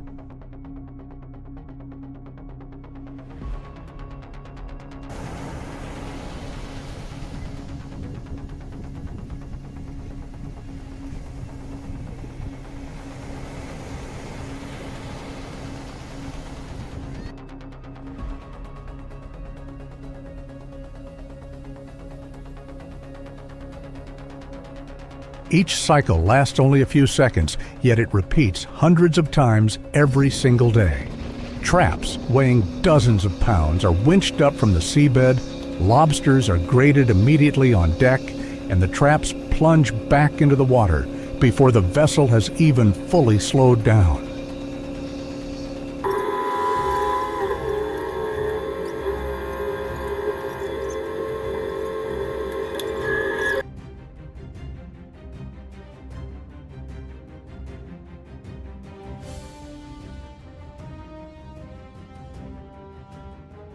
Out here, there are no breaks and no room for even the smallest mistake. Success comes not from individual strength, but from people, machines, and time working together as one seamless system in the middle of the ocean.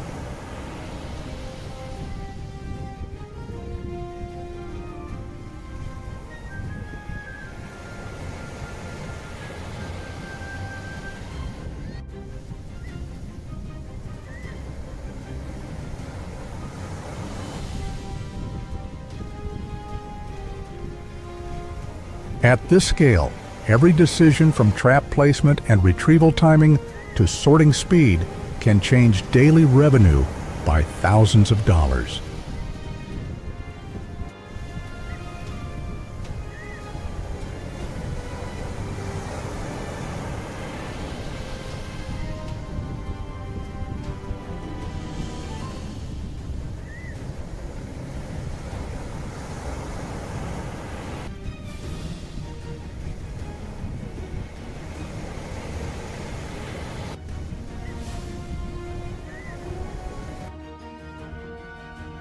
When every element falls perfectly into rhythm, the vessel stops being just a fishing boat. It becomes a profit-generating factory in constant motion across the freezing sea.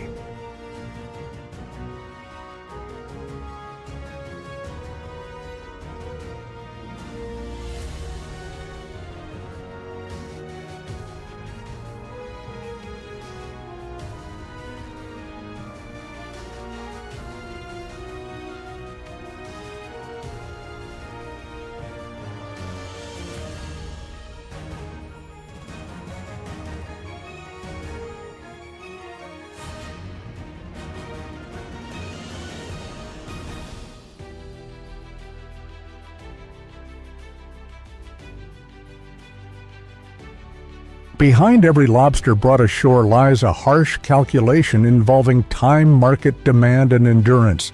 Prices constantly fluctuate with the season's harvest volumes and consumer demand.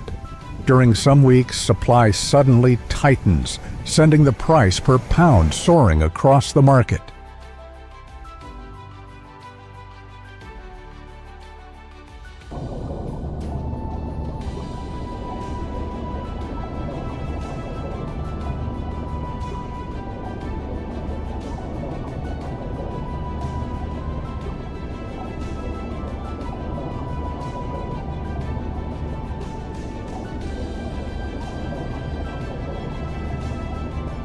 During those moments, a single favorable day at sea can generate tens of thousands of dollars, enough to recover the costs of an entire season of waiting.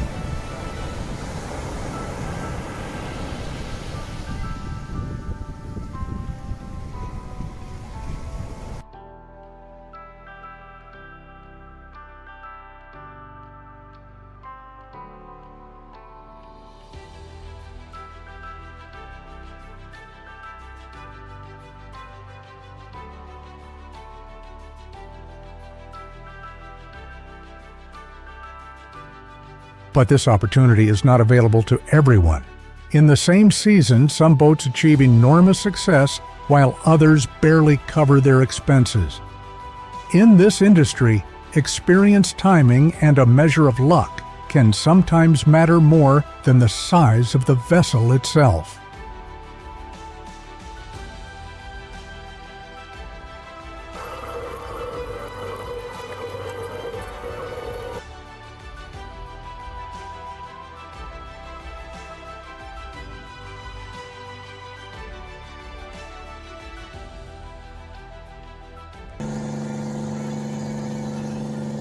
Reaching those golden hours comes at a heavy cost.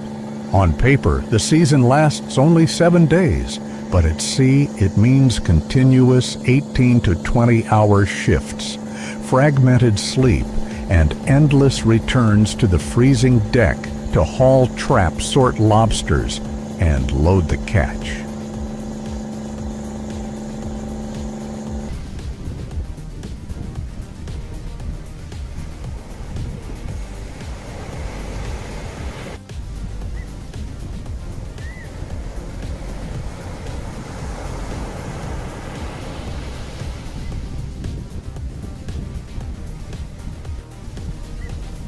Just a few days in the body is already approaching its limit, yet no one dares to stop.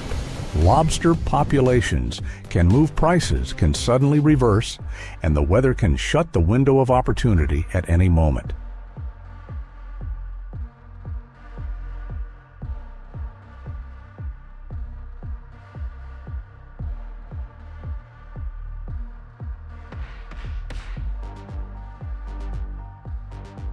Those 7 days are no longer measured like ordinary time. They become the pressure of many months compressed into a single week, where one well-timed decision can generate an entire year's income, while one small mistake can send every hope sinking into the dark, icy depths.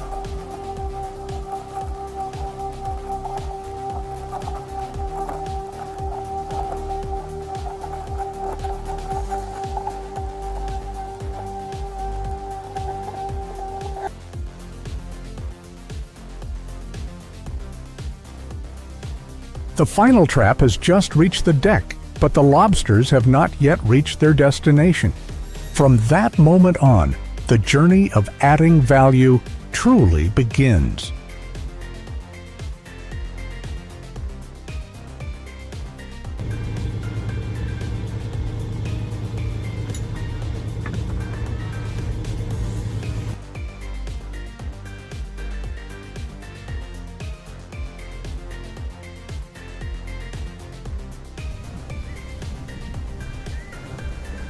The entire operation moves without pause because every minute of delay can reduce its market value.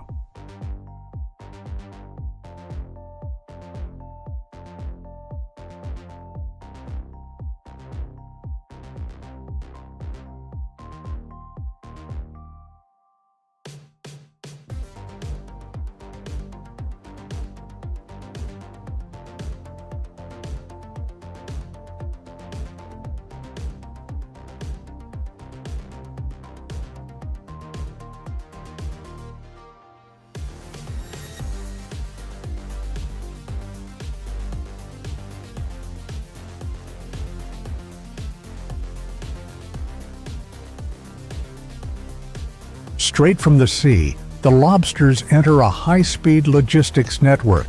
Refrigerated trucks depart the very same day, connecting fishing ports directly to major distribution centers.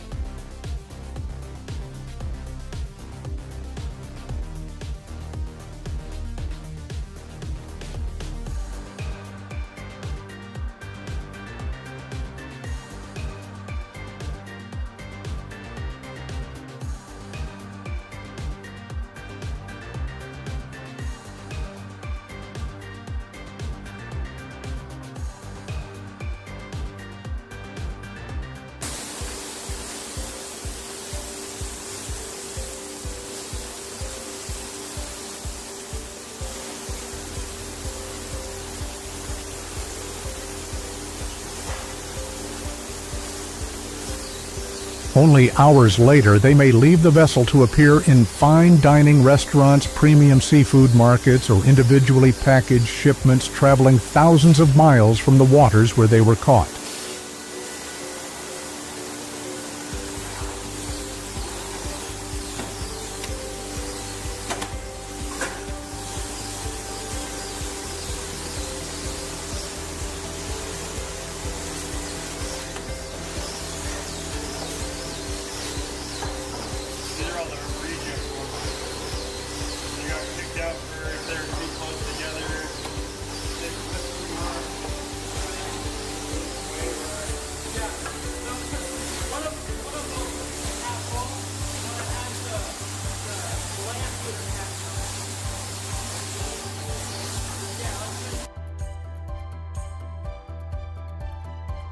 At this stage, distance is no longer the deciding factor. Speed, temperature control, and precision throughout the entire supply chain determine the final outcome.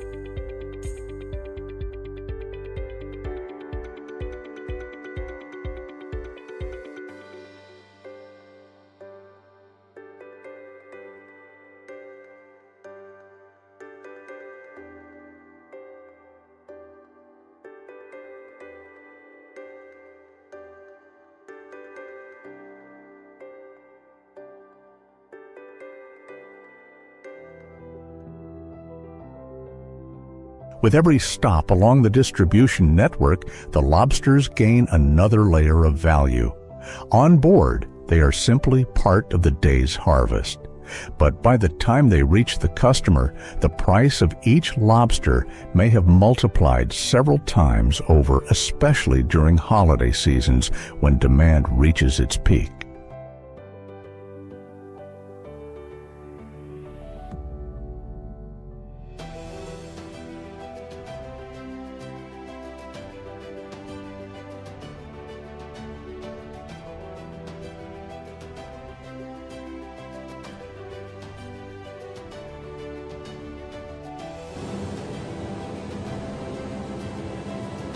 Multiply that scale across thousands of shipments every season, and the entire network can generate millions, even tens of millions of dollars in revenue.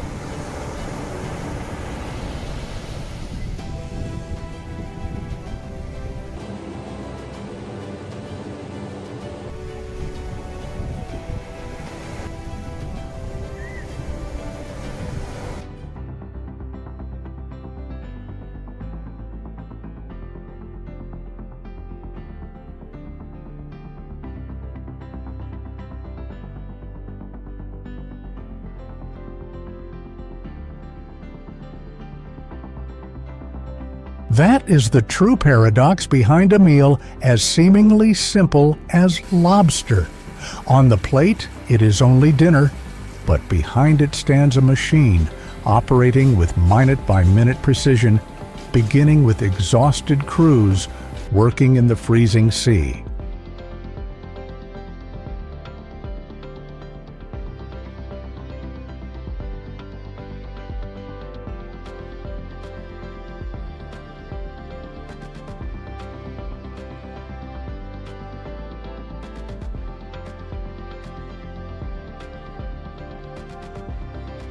Every meal, therefore, represents the final point of a demanding exchange where time, effort, and danger are traded and ultimately transformed into value.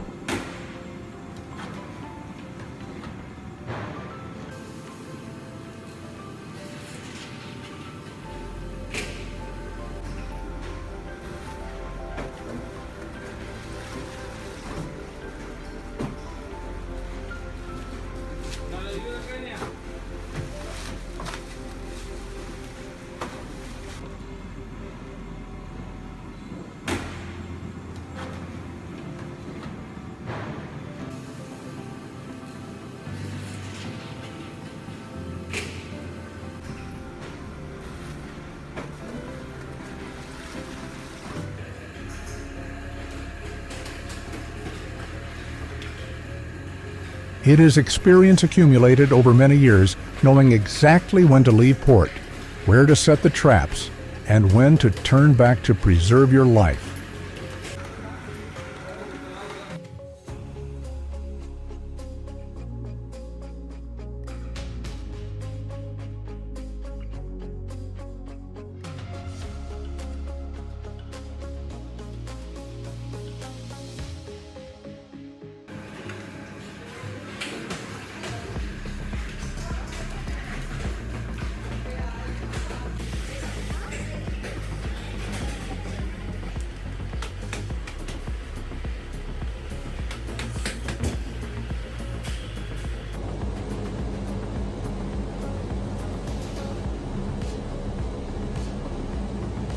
Big numbers always attract attention, but what creates them is not luck. It is risk discipline and knowledge that remain almost invisible to outsiders.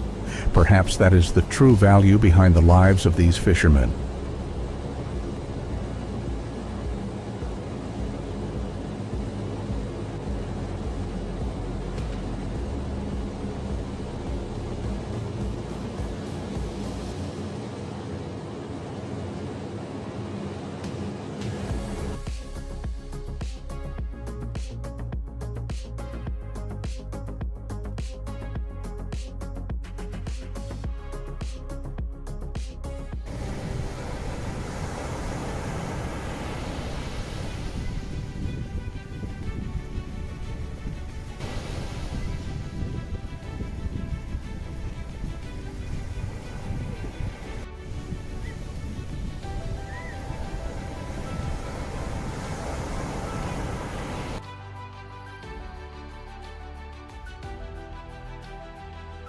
But behind these profitable fishing voyages lies a troubling signal that few people notice.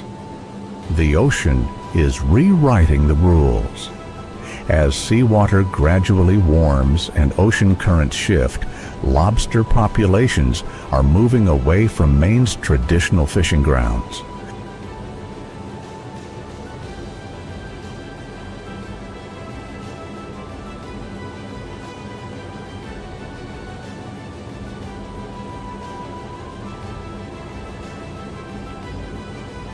Areas that were once overflowing with lobsters can become nearly empty after only a few seasons. Meanwhile, the pressure continues to grow: more boats, higher fuel costs, more expensive equipment, and increasingly unpredictable weather along the Maine coast.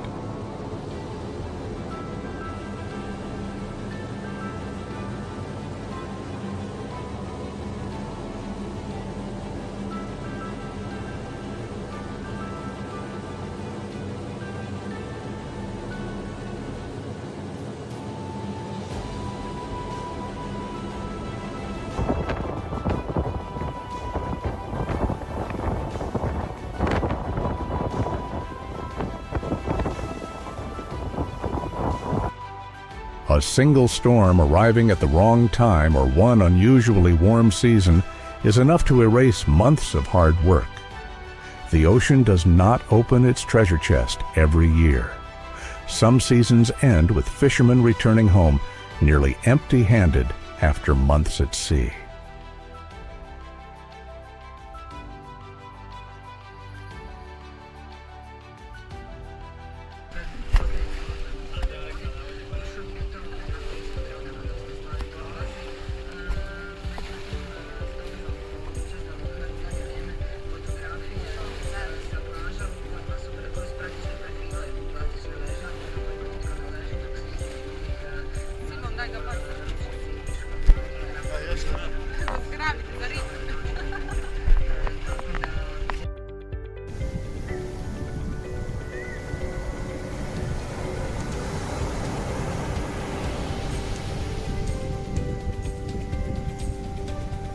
So, is this truly a profession or a carefully calculated gamble?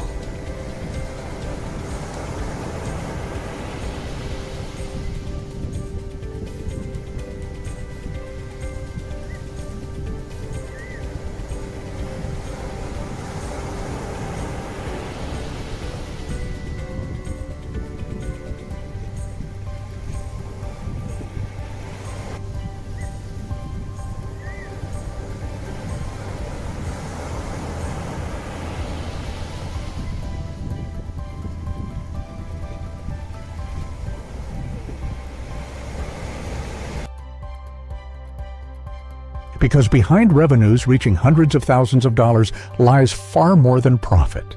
There are thousands of hours of labor freezing dawn departures, hundreds of traps hauled day after day, and countless decisions that must be made within seconds on the open sea.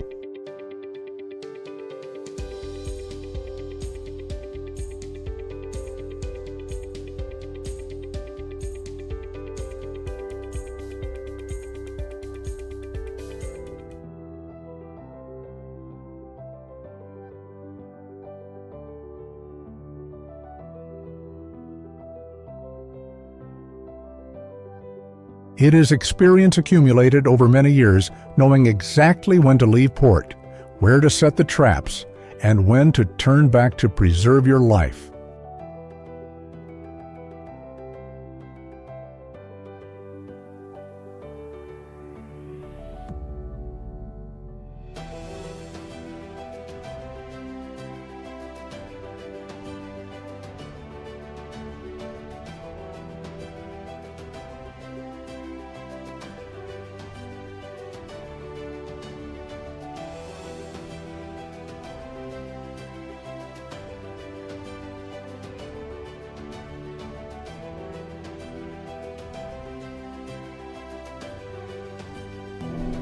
Besides invasive parasites and Big winding up on numbers some of these always naked attract homes attention, in rocks but and what crevices creates in the them ocean floor. is not luck.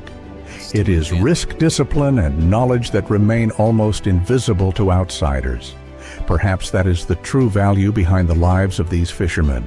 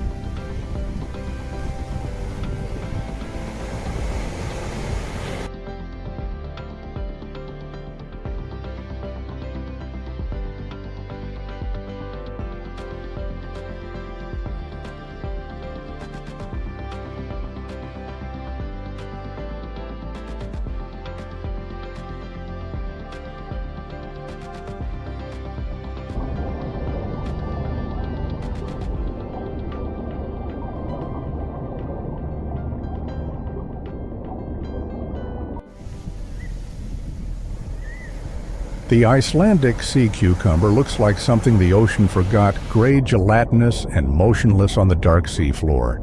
It has no shell, no eyes, and no fins. It moves so slowly that it nearly blends into the seabed itself.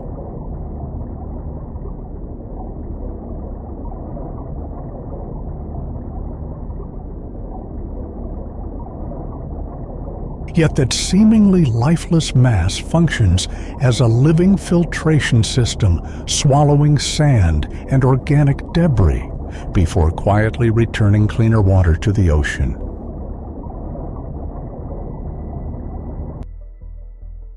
Hidden beneath its slippery skin lies a natural nutritional laboratory, rich in collagen, glycosaminoglycans, and chondroitin compounds, highly prized in cosmetics and regenerative medicine.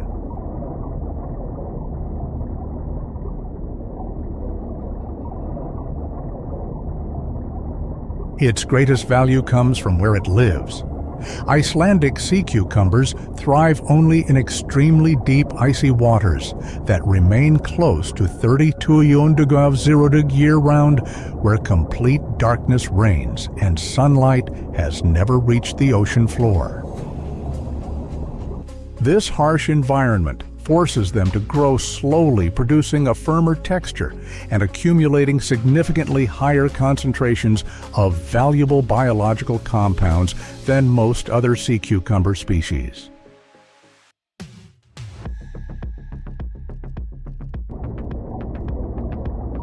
They possess neither beauty, speed, nor the familiar appeal of more charismatic marine animals. Yet that quiet existence creates an irresistible mystery, and in nature, every secret hidden beneath the ice comes with an extraordinary price.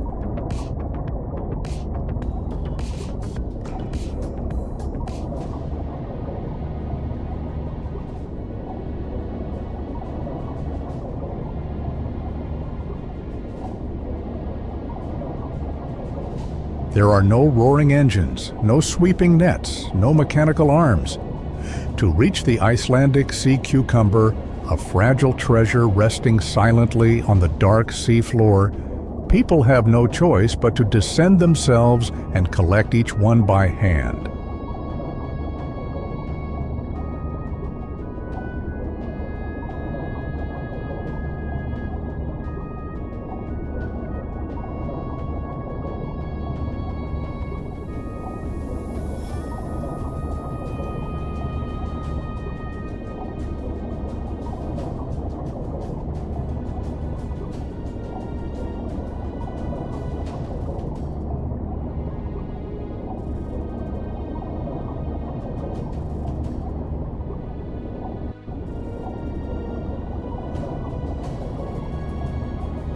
The hunt begins only after daylight fades out on the pitch-black sea, where air temperatures can plunge to 14 degrees Fahrenheit, 10 degrees C, and icy winds slice through thick diving suits like razor blades.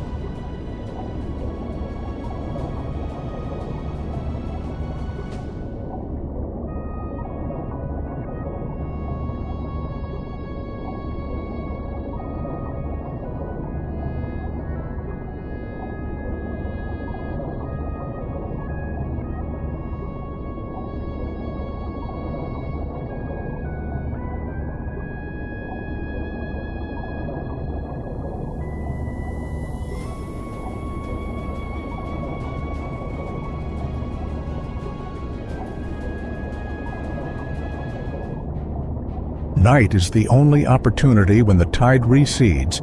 The sea briefly calms and the narrow beam of a diving light can penetrate the muddy seabed where sea cucumbers lie motionless like living relics of the ocean.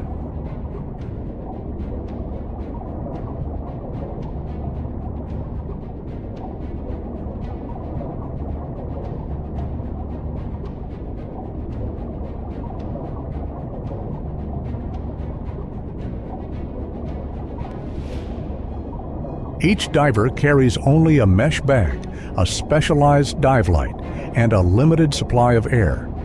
They have roughly 20 to 30 minutes underwater to search for and hand-pick each individual creatures that are almost perfectly camouflaged, clinging to rocks, blending seamlessly into their surroundings, and instantly contracting when they sense danger quietly approaching.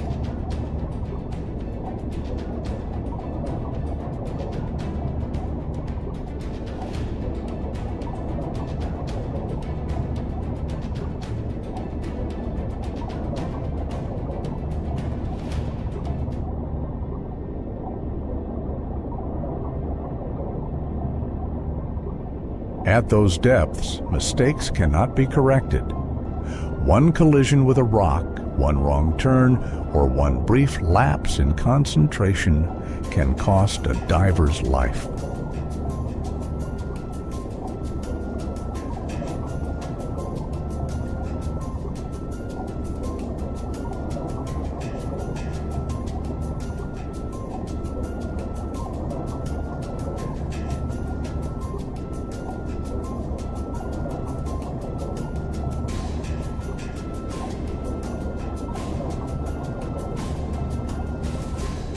The crushing pressure, freezing underwater currents, and overwhelming darkness demand exceptional endurance, unwavering composure, and an almost flawless sense of direction.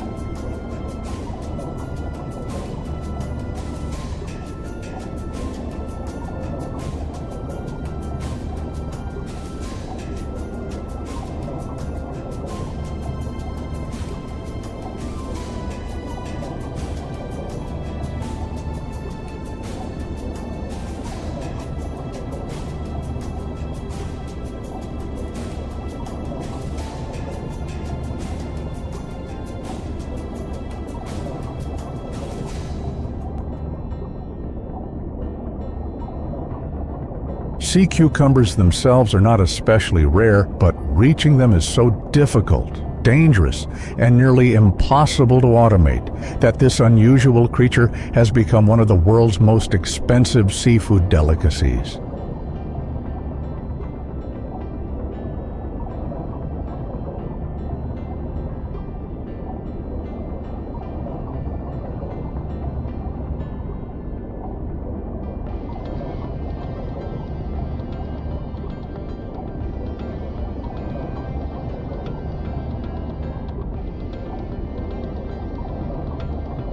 Icelandic divers do not descend simply to collect as many as possible.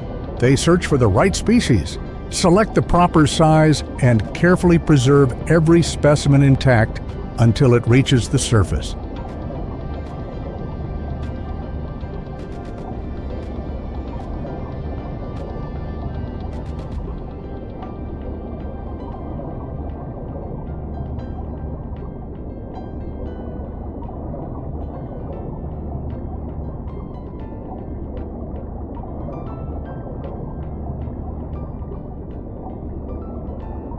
On a productive night, a two-person team may return with 66 to 88 pounds of live sea cucumbers.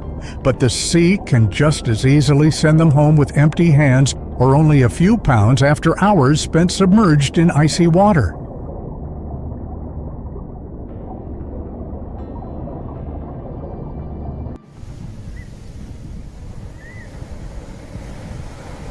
Every descent is therefore more than a job.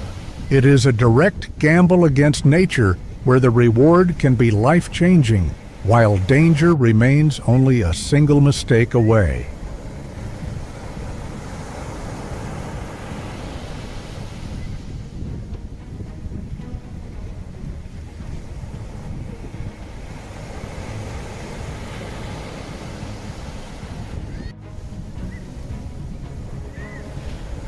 The divers call it the silent profession, because on the seafloor there is nothing but the sound of their own heartbeat, the rhythm of their breathing inside the mask, and the narrow beam of light guiding them through the darkness.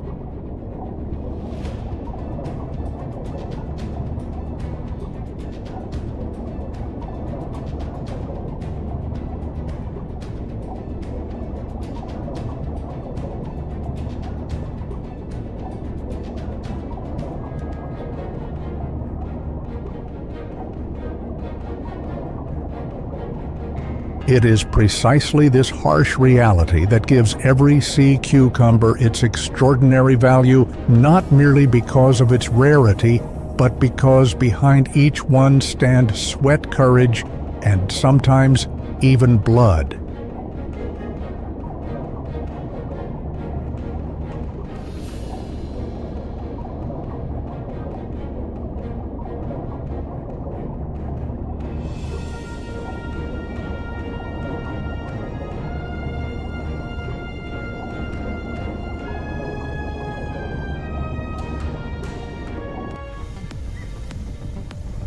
The moment a sea cucumber breaks the ocean surface, a striking contradiction appears.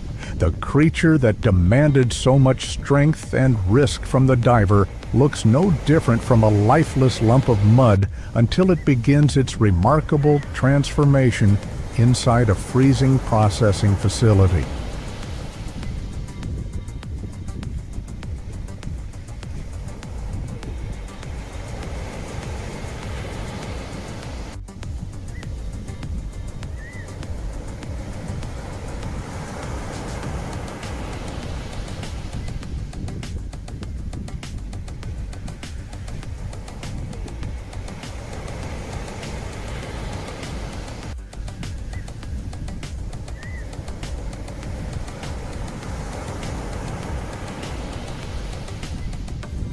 Freshly brought ashore, an Icelandic sea cucumber resembles nothing more than a slimy, muddy mass carrying the strong scent of the sea. Yet beneath that strange exterior lies an extraordinary transformation that turns what appears worthless into the ocean's own black gold.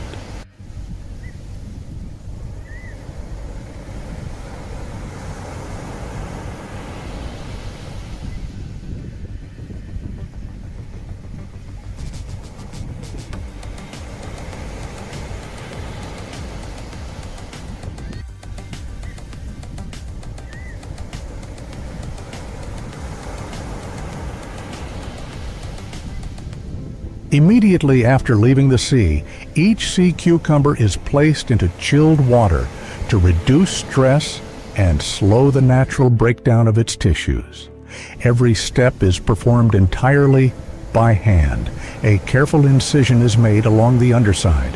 The body is turned inside out, and the sand internal organs and toxic glands are meticulously removed, a sequence of operations demanding speed, experience, and near-perfect precision.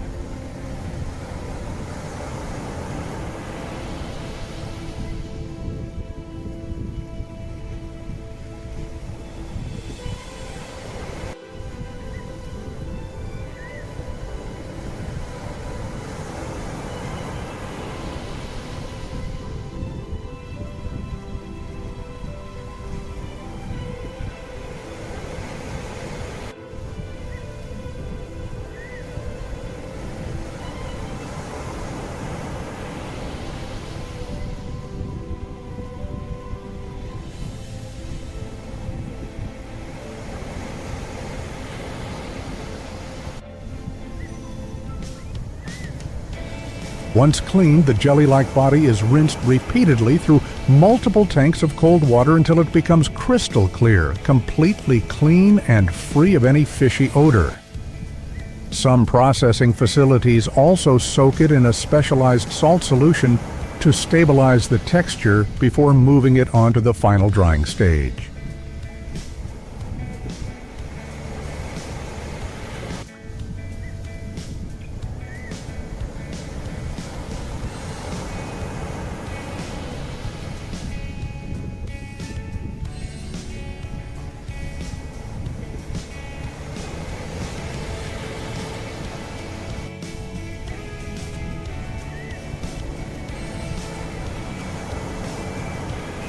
It is this precise sequence of manual work, from rinsing, cutting, and removing impurities to careful preservation, that creates the unique value of Icelandic sea cucumber.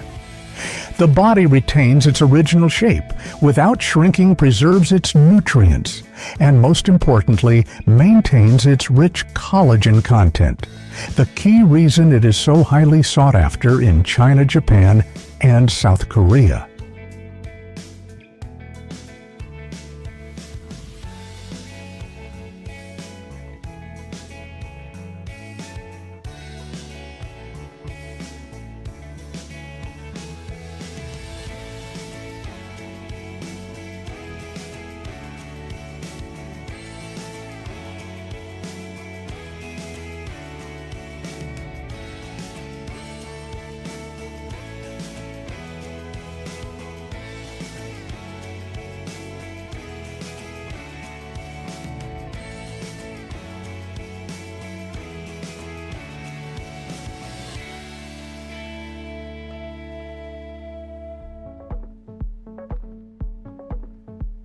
Inside that freezing processing room, few would imagine that every small cut of the knife is transforming a creature that resembles little more than mud into a product worth thousands of US dollars.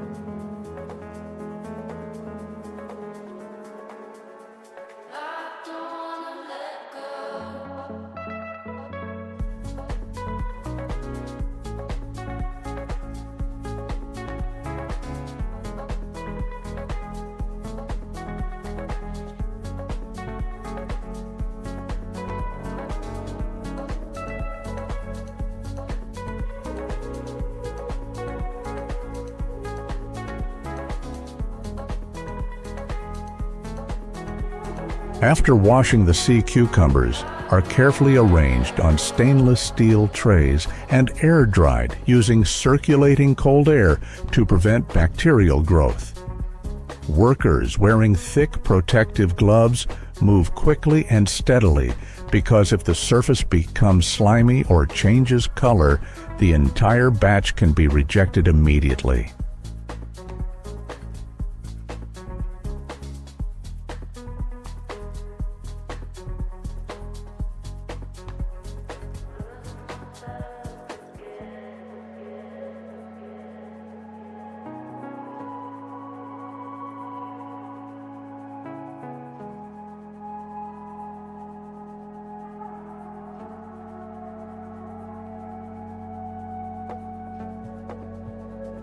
Next, the sea cucumbers enter a modern drying chamber where both temperature and humidity are controlled down to the smallest percentage point to recreate the natural conditions of cool ocean winds.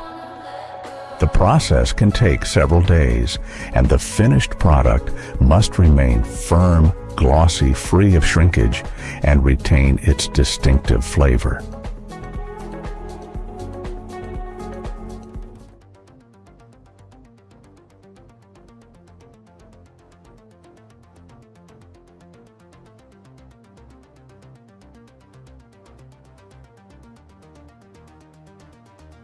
Once packed for export, every dried sea cucumber carries its own traceability code, a passport confirming that it meets the strict standards required to enter some of the world's most demanding markets.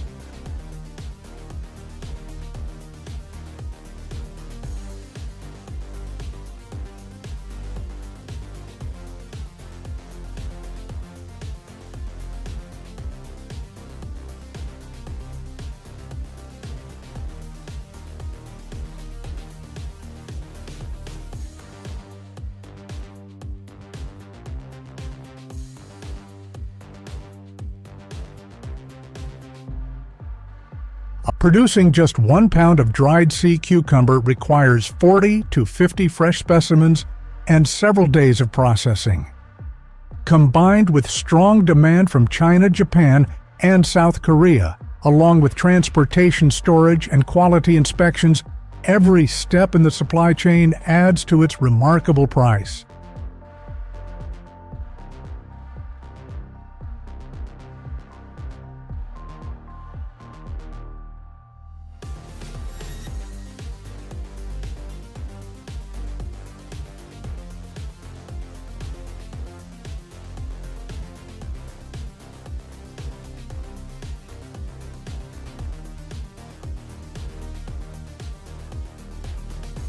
Every ounce of the finished product represents the essence of the deep sea, rare shaped by time, nature, and patience.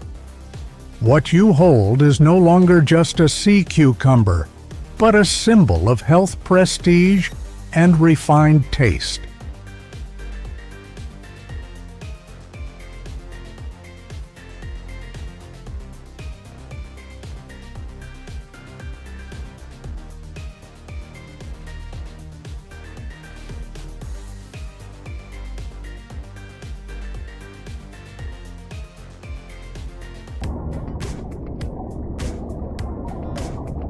But behind its reputation as the gold of the deep sea lies an alarming reality. Icelandic sea cucumbers are gradually disappearing.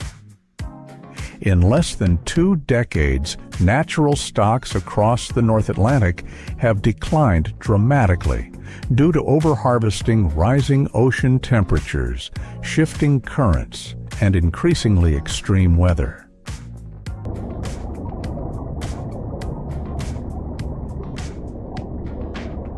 Sea cucumbers are especially sensitive to climate change. An increase of just 1.8 to 3.6 degrees is enough to disrupt their reproductive cycle. Even hand harvesting at night can place significant pressure on wild populations if left unchecked. As a result, some fishing grounds have been temporarily closed, and fishermen are now required to follow strict harvest quotas.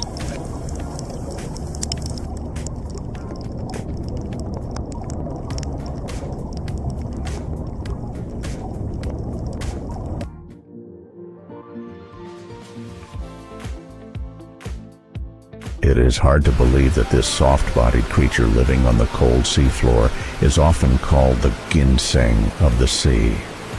For Icelanders, sea cucumber is more than just seafood. It has long been regarded as a valuable natural remedy dating back to the Viking era.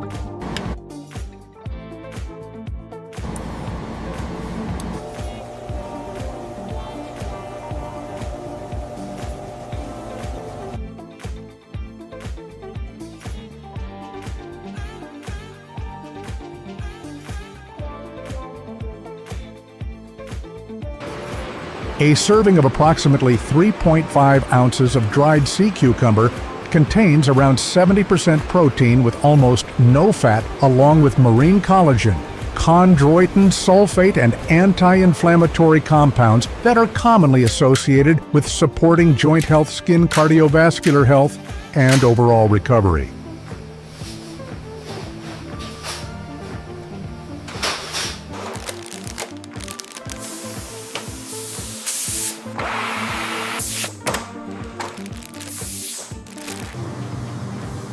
Some studies suggest that peptides found in sea cucumbers may have the potential to inhibit cancer cell growth, support the immune system, and help regulate blood pressure.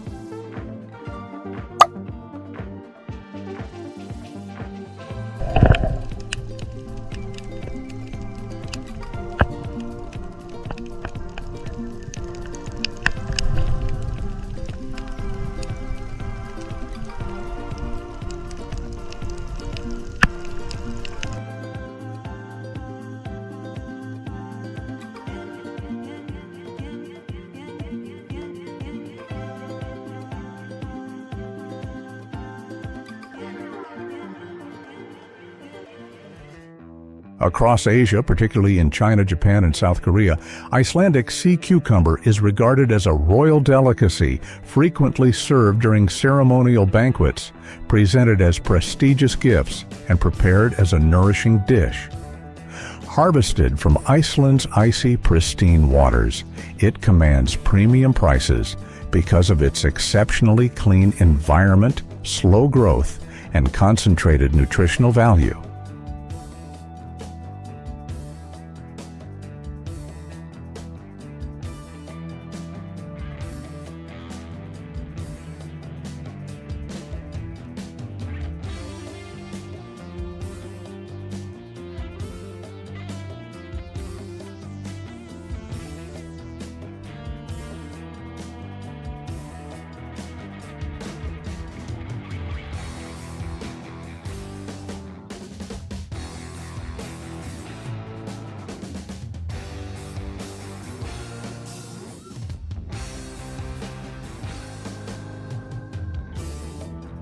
A small marine creature packed with the essence of the deep sea. That is why every pound of dried Icelandic sea cucumber can sell for well over $500, valued not only for its flavor, but also for its nutritional benefits and its connection to the vitality of the ocean.